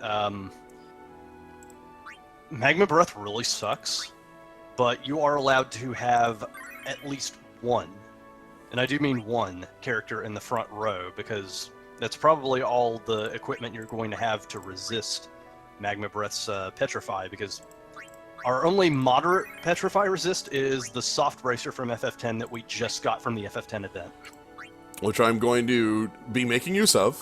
We're going to resist debuff, and it's going to be resist petrify, and we're going to be putting that bracer on Riku, because Riku's weapon is still not a ranged weapon at this moment.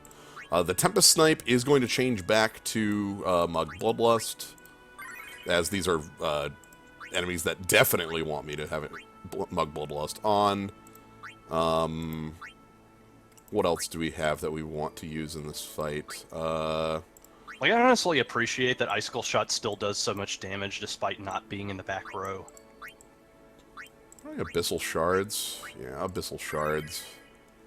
Because the other thing that Icicle Shot and other sharpshooter skills have going for them is you get an extra boost to damage if you are using them in the back row with ranged weapons. Link to Ice. Where's Renoa? I'll just bring Renoa. Yeah, you have Ice. By any other name, you have Ice in Renoa. Let me quick give Renoa some eggs.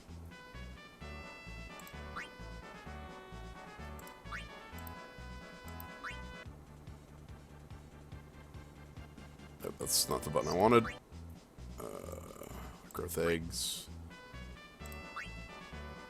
One of the things that's also very nice about this is that you get to see the witch skill set come into play, and it's kind of a auxiliary skill set that has not really seen a whole lot of maintenance or upgrades or use even. It has two elements, lightning and ice, and this whole gimmick is that it's all about enabling quick casting. Renoa has Sharpshooter 5? Yeah. What? I'm as surprised as you are. Excuse me? Sure, whatever. Because she shoots her dog, that's why. I guess. Sure. Yeah, save changes. Yeah, because she has, like, the weird crossbow thing. I guess someone said close enough. Yeah, sure, okay. She has dog, yeah, she can shoot dog, and dog is basically, that's fine. So we want...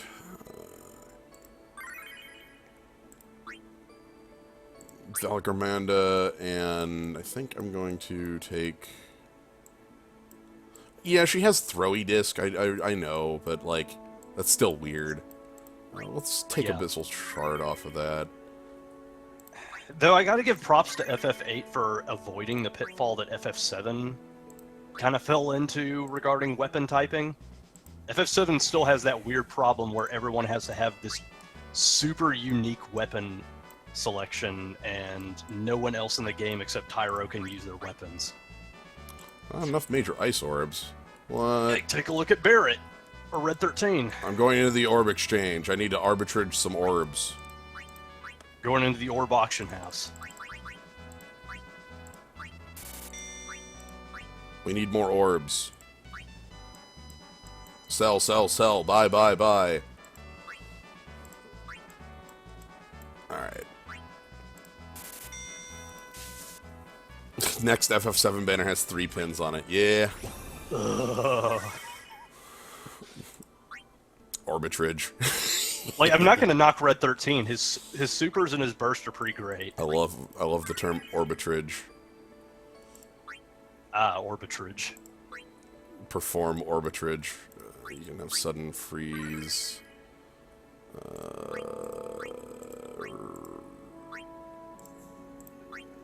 Actually, do either of you have white in your skill set? How deep does white magic in here go? Squirrel token, Red 13 can only use daggers, fists, and his unique hairpins. That's kind of the problem with 7. I kind of think I'm going to bring Mug Time over my Icicle Shot for here, but I'm going to give the Icicle Shot over to Fran. That's what I was saying about Final Fantasy VIII. It also has a bunch of really stupid, unique-looking weapons, and it could have easily done that. But they found out in enough advanced time to not do that. Oh yeah, dolls. Because Lulu's unique equipment is dolls. No one else can use dolls but her. I'm not gonna put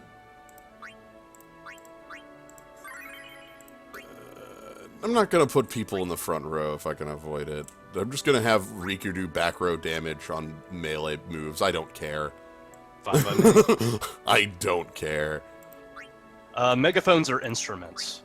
Kate So Sith dodged a bullet with that one. Yeah.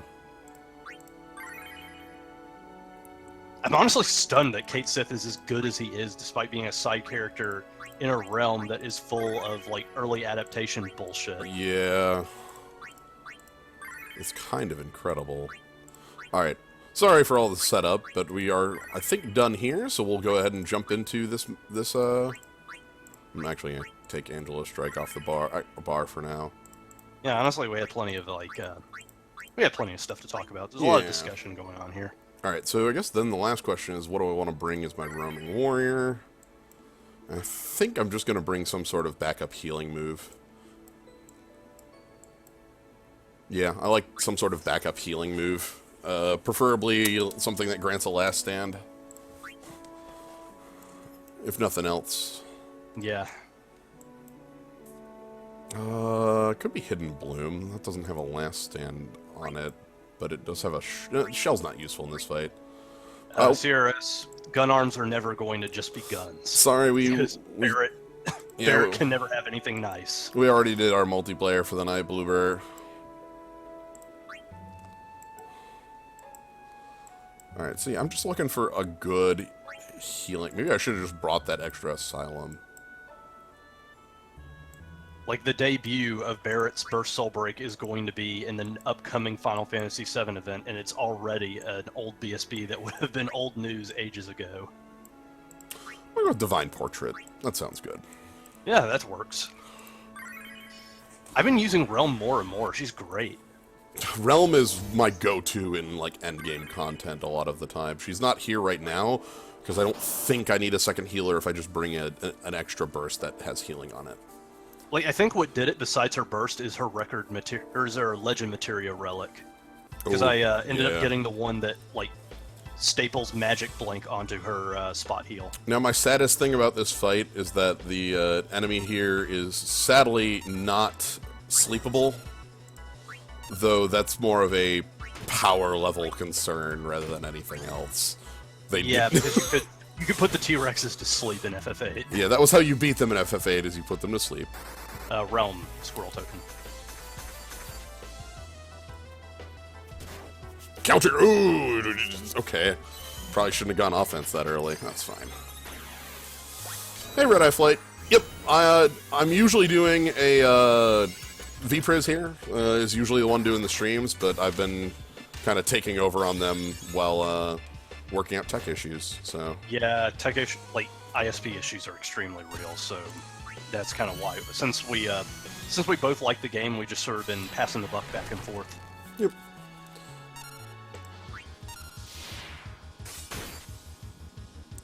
So let's mug time from the first one.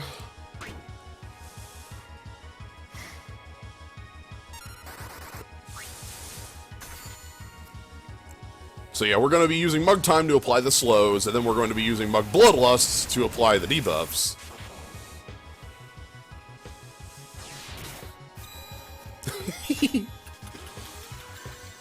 Dang. Icicle Shot. I'm not surprised you have serious issues with this fight, because Magma Breath really sucks. Yeah, I think the thing that's going to be the biggest for this is being able to use a team that is all back row.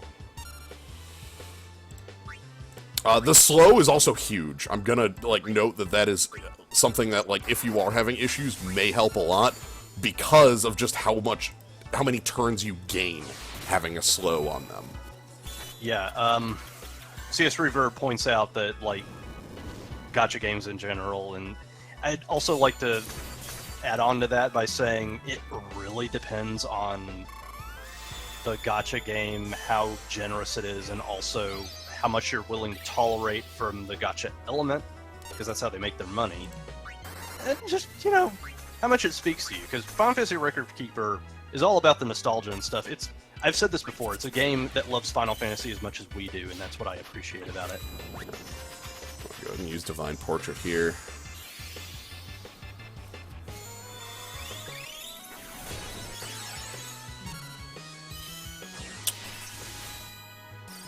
few from Type 0. Oh, if you are flat using a physical team, I can understand the problem that comes with this fight. This fight is sort of demanding the ability to deal damage in the back row because of that front row thing. To say nothing about the fact, like, you are completely fine, or should be, as far as Petrify resistance goes, because we don't have any either. So if you go into this fight thinking, man, why don't I have any Petrify resist? I must have missed something. You didn't. Alright. Play Rough and Sorcerer's Awakening. Oh, you have no major... Oh, well... Okay, then my advice to you on that would be trying to bring ways to bypass the Petrify in the sense of, I'm trying to think here. How can... Slow's going to be a big element so that you can act faster. Being able to bypass the Petrify is a big element. Bringing any sort of physical damage mitigation. Oh, you got the fight. Oh, cool. Hell, sweet. Then that's great. 7, how come your mom lets you have 2 soft bracers? I understand. Alright, let's go ahead and ice play. Yeah, I think the biggest problem is that, like, they introduced the front row gimmick, and it is very punishing. But that's indicative of a lot of the stuff that Dana just introduces in this game. Like, when they introduced 220 difficulty fights, the first few were just unbelievably bad. One problem with Riku here is that I've sort of, because she wasn't bringing Icicle Shot, she doesn't have abilities that were honed.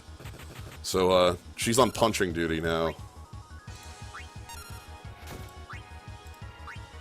Oh, by the way, I kind of forgot that Sorcerer's Awakening does 7 attacks to everybody, not just one target. Yep. That's kind of real. Okay, well, we are slowly burning down the first dino, which will have the, damage of what we're taking, and then the second dino should be a lot easier to take out. The middle character, Tower 5, is Shantotto from Final Fantasy XI. They were, for the longest time, the only Final Fantasy XI character? Yes. In the game, in the US. We've since gotten a lot more new characters, and they're all really powerful themselves, but Shantotto in particular is all about quick casting spells and good elemental coverage. Alright. So this should take out this first one here. I kind of want to have a... kind of want this first one knocked out. Ah, here we go. Hyper Mighty G again. Now, at least gives me something to do with my friend. They still haven't broken the... There, they finally broke the bubble.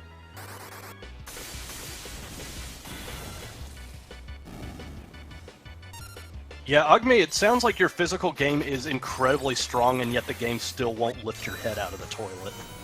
Squall, BSB, and USB. That okay? You've got a lot of power. Then you're in a fine position to work with that. Yeah, it's just these fights. That's all. Like, you are set, my man.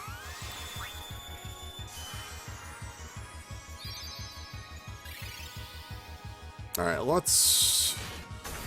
So the cool thing with having elemental BSBs that, like, are doing weakness damage is that generally we're able to just chain them without end,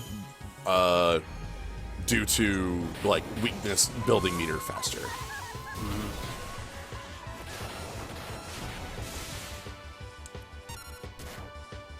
I'm willing to bet that this is more or less how row damage gimmicks are going to go for the first few fights are going to be attacks that are incredibly punishing unless you don't respect them and just stay in the back row. And then after a while, they'll taper off and become manageable. I don't think I've seen anybody run Steiner. No, Steiner rules. Steiner is incredible. Dude, Steiner's fucking awesome. So Steiner, if I had Steiner's OSB, he would actually be incredibly powerful in the next fight because of the trio. You know? Yeah, like his OSB does fire, ice, and lightning damage. But Steiner is a Spellblade who has very hefty fire damage, and is very good at that, so... I'm a big fan of Steiner. Also, Yeah, Steiner used to be garbage, but then they shifted him into fire, and he has just been in overdrive ever since.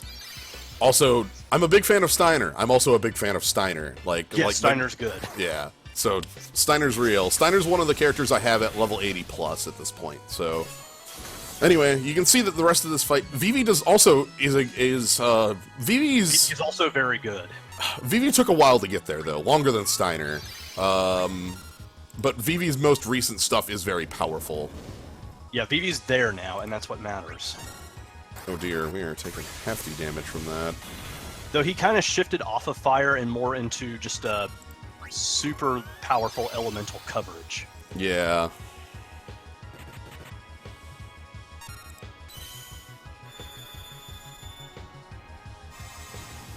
Vivi for the longest time wasn't the greatest. Vivi's main problem still, if Vivi has one, is Vivi is just a black mage. Which is to say, he's incredibly good at being a black mage, but he is only a black mage, which means in fights where you need some sort of status ailments, buffs, debuffs, no, it's just damage. No, Beatrix does not have Spellblade because Steiner takes care of it. Beatrix is a paladin, would be the best way to Yes, she's a paladin. Very focused on holy damage. Holy damage and knight abilities. Weakest characters in the game, who would it be made up of? Cyan, Dark Knight Cecil. Who else would be on that team? Sorry, the generic characters. Oh, yeah, you're right. Sorry, that's actually the real answer. Is like the real Ricard from Final Fantasy II. Yeah, like fighter, white mage, those sorts of things. Amaranth's real, Garland is still bad. Alright, we should get the finisher here with the ice attack from Renoa. Joseph is going to get a BSB that's absolutely bonkers and has tons of ice damage. The Keeper would not be on the team of the 5 weakest characters, because Tyro has a lot of powerful breaks and can use any ability, so... Yeah, Tyro is an excellent support. Tyro's weaker as far as stat-wise, but not by abilities, so... Alright, we have made it through this. We are going to be doing... The game has not done the suplexing train thing yet. They haven't shown it in Saban's OSB either, so we're just holding out hope for his USB. Okay, so this next fight, I'm going to be doing a dumb gimmick on. I hope you're ready for this. Okay. Because I'm ready for this.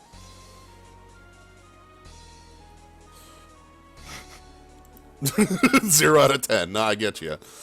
So, that's fair. Ruled by hatred. This is Adia. Adia at the end of Disc 2, specifically. Yes. Adia's Ray of Spells hit the whole party along with a single target physical, bring Shell and Protect, whatever. She starts the fight with Protect and Shell as her first 2 actions, which means that she doesn't, like, start the fight just blasting you, which is good. When she gets low on HP, she resorts to dealing a range of elemental damage that ignore resistance. She casts Dispel at 70% and 30%, and then uses Sleepga on everybody in the front row. She starts the fight weak to lightning, then moves to weak to fire, then moves to weak to ice. She's immune to all other elements. Yeah, that's what makes this one tricky, because if you don't have a good workhorse, which is to say a character that can hit lots of these elements simultaneously, or you just don't have very good elemental coverage all across the board, you're gonna have a time. Hitting elements simultaneously. I don't think that's gonna be happening here. Let me quick go fix what I need to do here. So, things to note. The Dispel that she casts is what's known as Normal Dispel, which means it will only remove named buffs like Haste and Shell and Protect. It will not touch your stat modifiers. So, Wall is safe, your buffs are safe.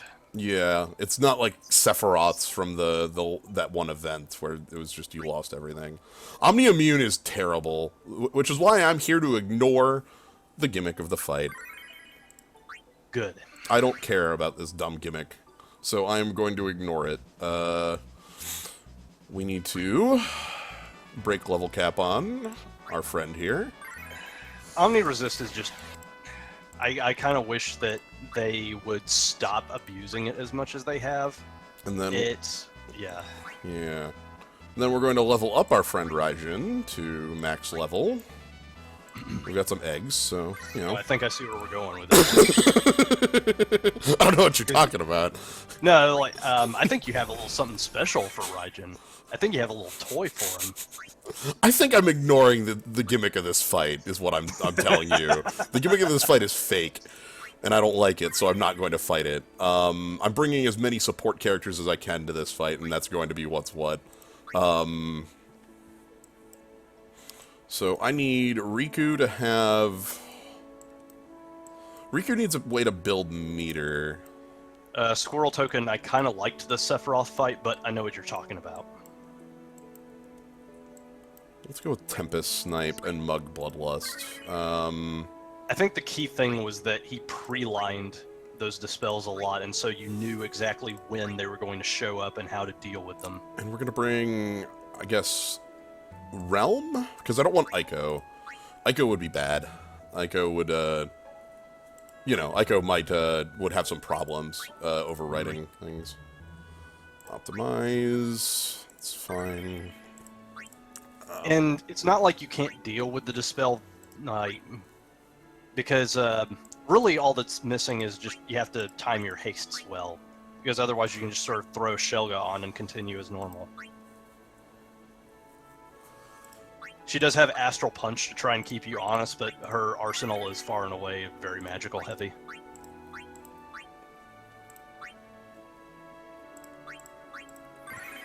Okay. So I need to bring a Dispel, so we're going to have a Dispel in the party. What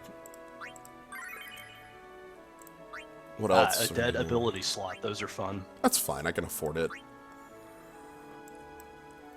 Kind of sucks, but I can afford it. Meteor Crush is what we want there. Meteor Crush will be fine.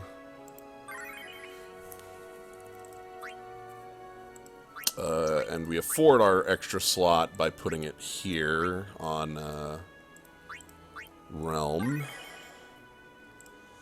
Record materia for people. Realm is going to be using one of our Battle Forge. The other Battle Forge is going to go on Raijin, because Raijin needs to be able to build meter as quickly as possible in this fight. Also, I'm glad that none of the conditions require you to respect the gimmick. None of them. You can engage in flagrant disrespect. Yeah, it's just lower magic, lower defense, lower res. That's all that I need here. So, yeah. I'm gonna put the small Wrath on Fran. Small Wrath should be all she needs. Now, all I need to make sure is that I don't go too heavy into this fight. I have to, like, we gotta play it slow. That's what we're doing. Fortunately, that's exactly what Raijin is built around. He is very, very good at playing the long game. And then I'm going to enlist the help of my friend Amastaza to use Ultra Cross Slash. Sure hope this works. I have no idea if this is going to work, but... if it doesn't, we'll try a different plan. I think that max charges is going to make this work. Max charges, don't forget to throw in your Meteor Crush before you do it. Yep, we have plans. You've got to hold... the initial hit of Cloud's USB does not matter. It's the part where you are, like, where you turn off your gates. Yeah, I don't care about that damage being 0. It does not matter to me. All that matters to me is the fact that the ability with it. So. So, the Ultra Cross Slash ability that I've brought along removes the damage cap from the user for 15 seconds. It also gives them 100% critical hit rate. Yes. Holy crap! Should have brought a last stand. Oh, I did bring a last stand. Good. I thought this through. Good on me. I was gonna say, yeah, her spells are no joke. Well, no, she just punched me. Oh. Her I di- spells are no joke. Yeah, I didn't have wall up, so punch hit for 5,000. What ho, muscle wizard, might you cast us a spell? There we go. Riku's back in the game.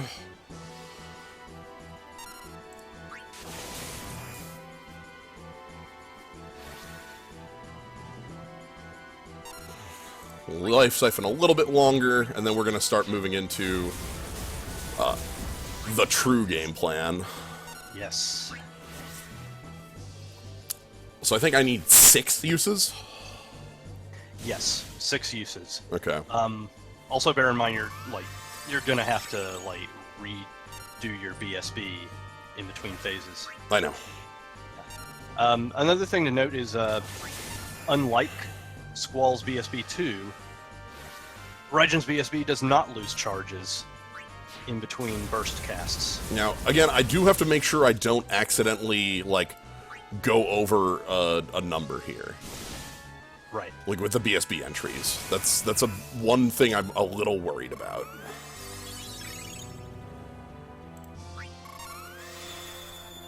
I might have to retool the plan if it gets to that point. Like, if it gets to that bad of a point. Like, maybe Riku stops doing, like, Tempest sniping. Yeah, understood. Alright, so let's lead in with the Raijin special.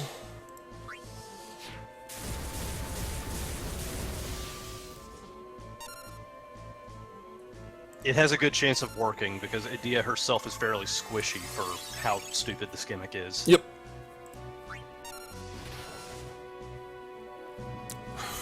Alright, so also, this is disc 2 Idea, but you don't have to kill Cypher first, which is nice.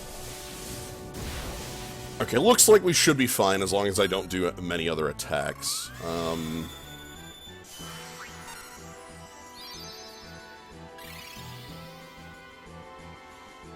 So at this point, I'm sort of in a holding pattern, waiting for Lurking Tiger 6 times.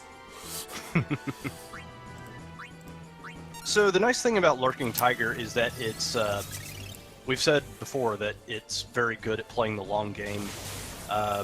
Lurking Tiger does an off-heal that heals a substantial amount of HP to another character, so Raijin can easily keep the party topped off while he's busy charging up. Yep. And everybody else is sort of in a holding pattern for just a little bit longer. Lurking Tiger.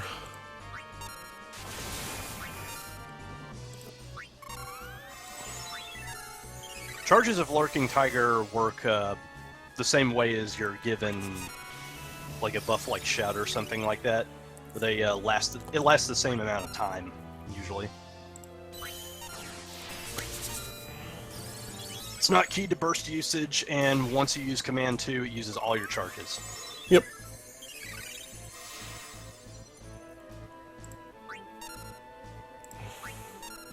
So I'm going to use 4 uses of Lurking Tiger on this burst.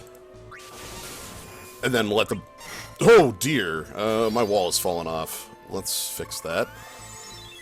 Oh, that fast, huh? Yeah, that fast.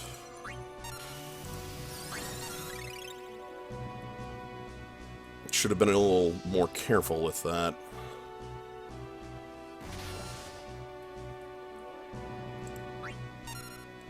You know, it's a good thing that both users of Wall have access to Wrath.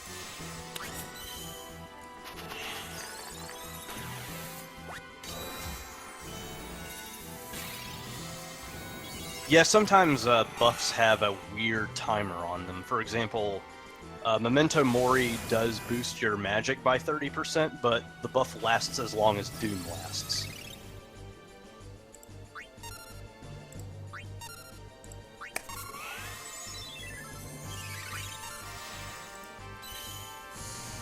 Okay. Could have been better, could have been worse. So, Raijin Special number 2. That was kind of lucky. Let's actually put up Asylum as well.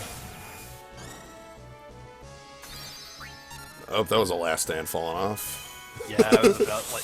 Ooh.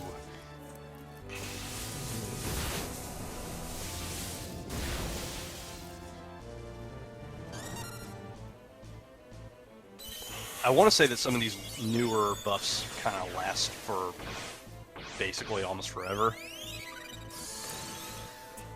Like, I think Guts is either forever lasting or it lasts a really long-ass time. Asylum, the spell that no longer exists. Stone Skin is also... Stone Skin does not exist. Stone Skin is a fake spell. Right. Oh, it's fake, alright. Alright, at this point we're going to Meteor Crush.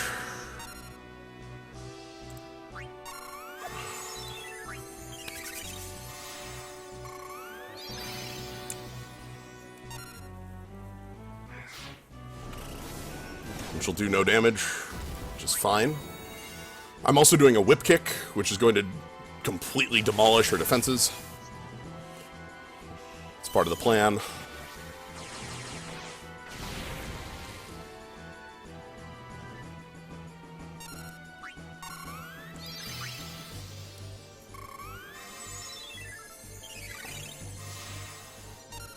Now we're going to call in the big guns. The tactical nuclear strike. We are not going to do any more breaks. I could, but I think I might push her over the edge if I did.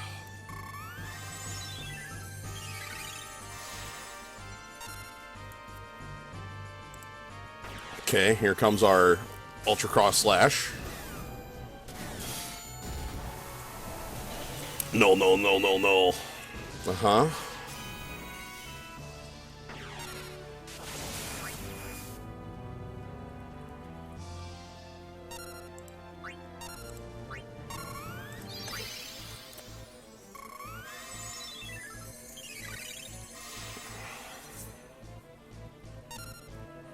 And we're going to Raijin Detonate. This is on 8 rather than 10. So I don't know if we're correct on it. But we'll see. We'll see what the numbers look like. Yeah. Anyway, hello. Oh, crap, I needed more on that. Alright. Those are some huge numbers, though. Oh my goodness. Yeah, you think you can just hack it after this? Yeah, just BSB entry. Hmm. It'll do neutral damage.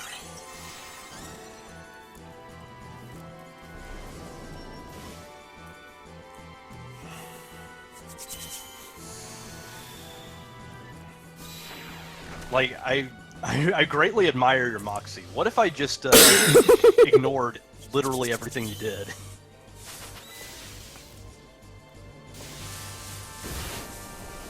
Ooh, BSB entry is not quite enough. I might have needed to do a little more charging on there. That's fine. It's fine, you should be able to take it. Also remember that Ultra Cross Slash lasts a shorter amount of time than other buffs. Yeah. It's like 10 fake seconds compared to 25 fake seconds of a standard buff.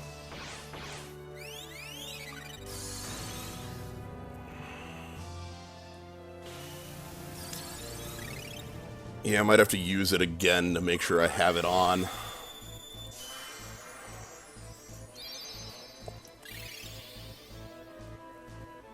Our current goal is keeping Raijin alive.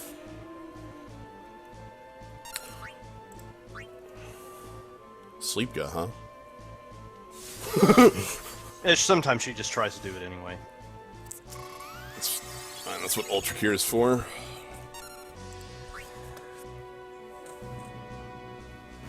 This is definitely a fight going sideways, but hoping we can still go ahead with it.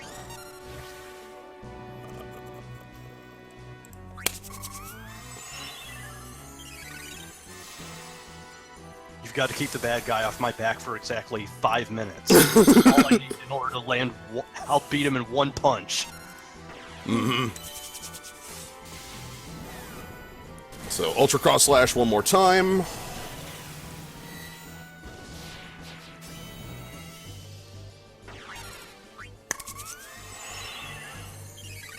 That's 7 minutes. 7. That's all I can spare. Raijin Special.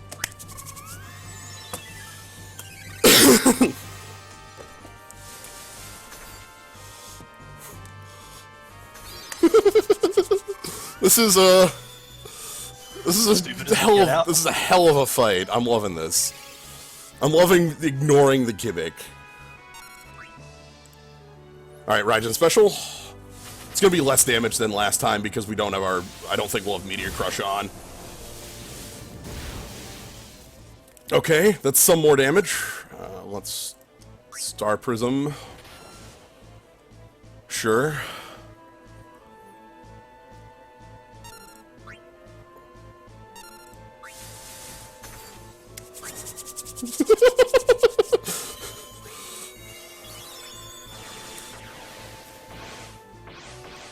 Yeah, imagine if that was 10 charges. Yeah, I know.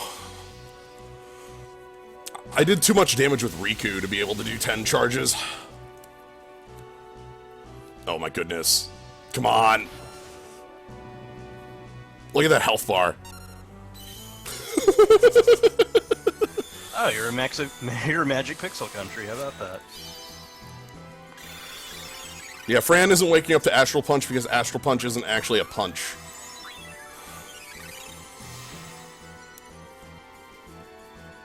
I'm really glad that ignoring the gimmick seems to have worked out.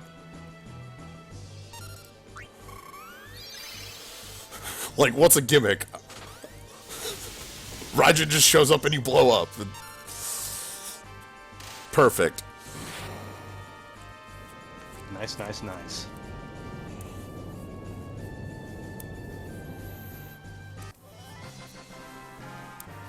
We should get champion there? Yep, because we only had one KO'd, so we don't lose his KO'd star. Yeah, so that's basically how Raijin works. You just get permission for fraud. Yeah, so if I had done the 2 other charges on there, I think it would have been from full health bar. Yeah, and believe me when I say that those 2 charges would have made all the difference in the world. The difference between charges on multiplier and damage on Raijin's BSB is just completely insane. It probably would have been 9 hits at 3,500 or 10 hits at 40,000. I think is Yes. how the damage. You weren't even getting weakness hit. What the fuck? No, that was on weakness. For the first one. Right.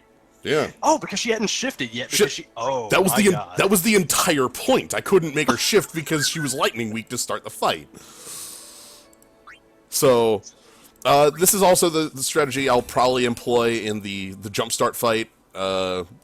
Same thing, but I won't need to have, like, it'll be much quicker to pull off, so. Yeah, Jumpstart is much more fun because you don't have to spread your elemental coverage around. You can just sort of, like, have 3 characters that focus on each element and then weigh her down. Yeah. As is, though, we have finished up the event outside of the Jumpstart fight, which we're not doing for time concerns, actually, today, but, Yep. that is all right. We've made it through. The normal gimmick with that, though, is the rotating weakness, and you would want to have something like Shantoto or Vivi or other, just whatever. Red Eye Flight, that's Sid. Who is... That's Record Keeper's version of Sid. Yep, that's a Sid. So... Anyway, that's this event. That is this week's event, the FF8 event. Hope you enjoyed that. This was a lot of fun. I was very happy when I realized that I could just ignore the gimmick. That's always fun. Ignoring the gimmick is a good way to do gimmick fights. I recommend it. If you don't have something like Raijin's and you want to ignore the gimmick... things like Lightning's USB, or even like... There's a number of lightning damage that can easily make use of it. You just need to, like, if you have anything like that. If not, 220 fights they're the end game hardest damn things, so, other than Torments. So, alright. So we're going to be done for now. I'm going to be back on in about an hour with the back half of the Machinarium stream that me and Luke were doing. We'll be starting that up around a little after 7, I believe. Yep. So next time we're going to be having, it's going to be either me or Slyo, depending on what the weather is like. Yep. But next time we're going to have the Final Fantasy VII Dirge of Cerberus event. Azor the Cerulean. It's going to be stupid. Come join us. It's going to be dumb as hell. So, hope to see you again on these. And I will see you in about an hour with Machinarium. So. Alright, take it easy, y'all. Have a good night, everybody.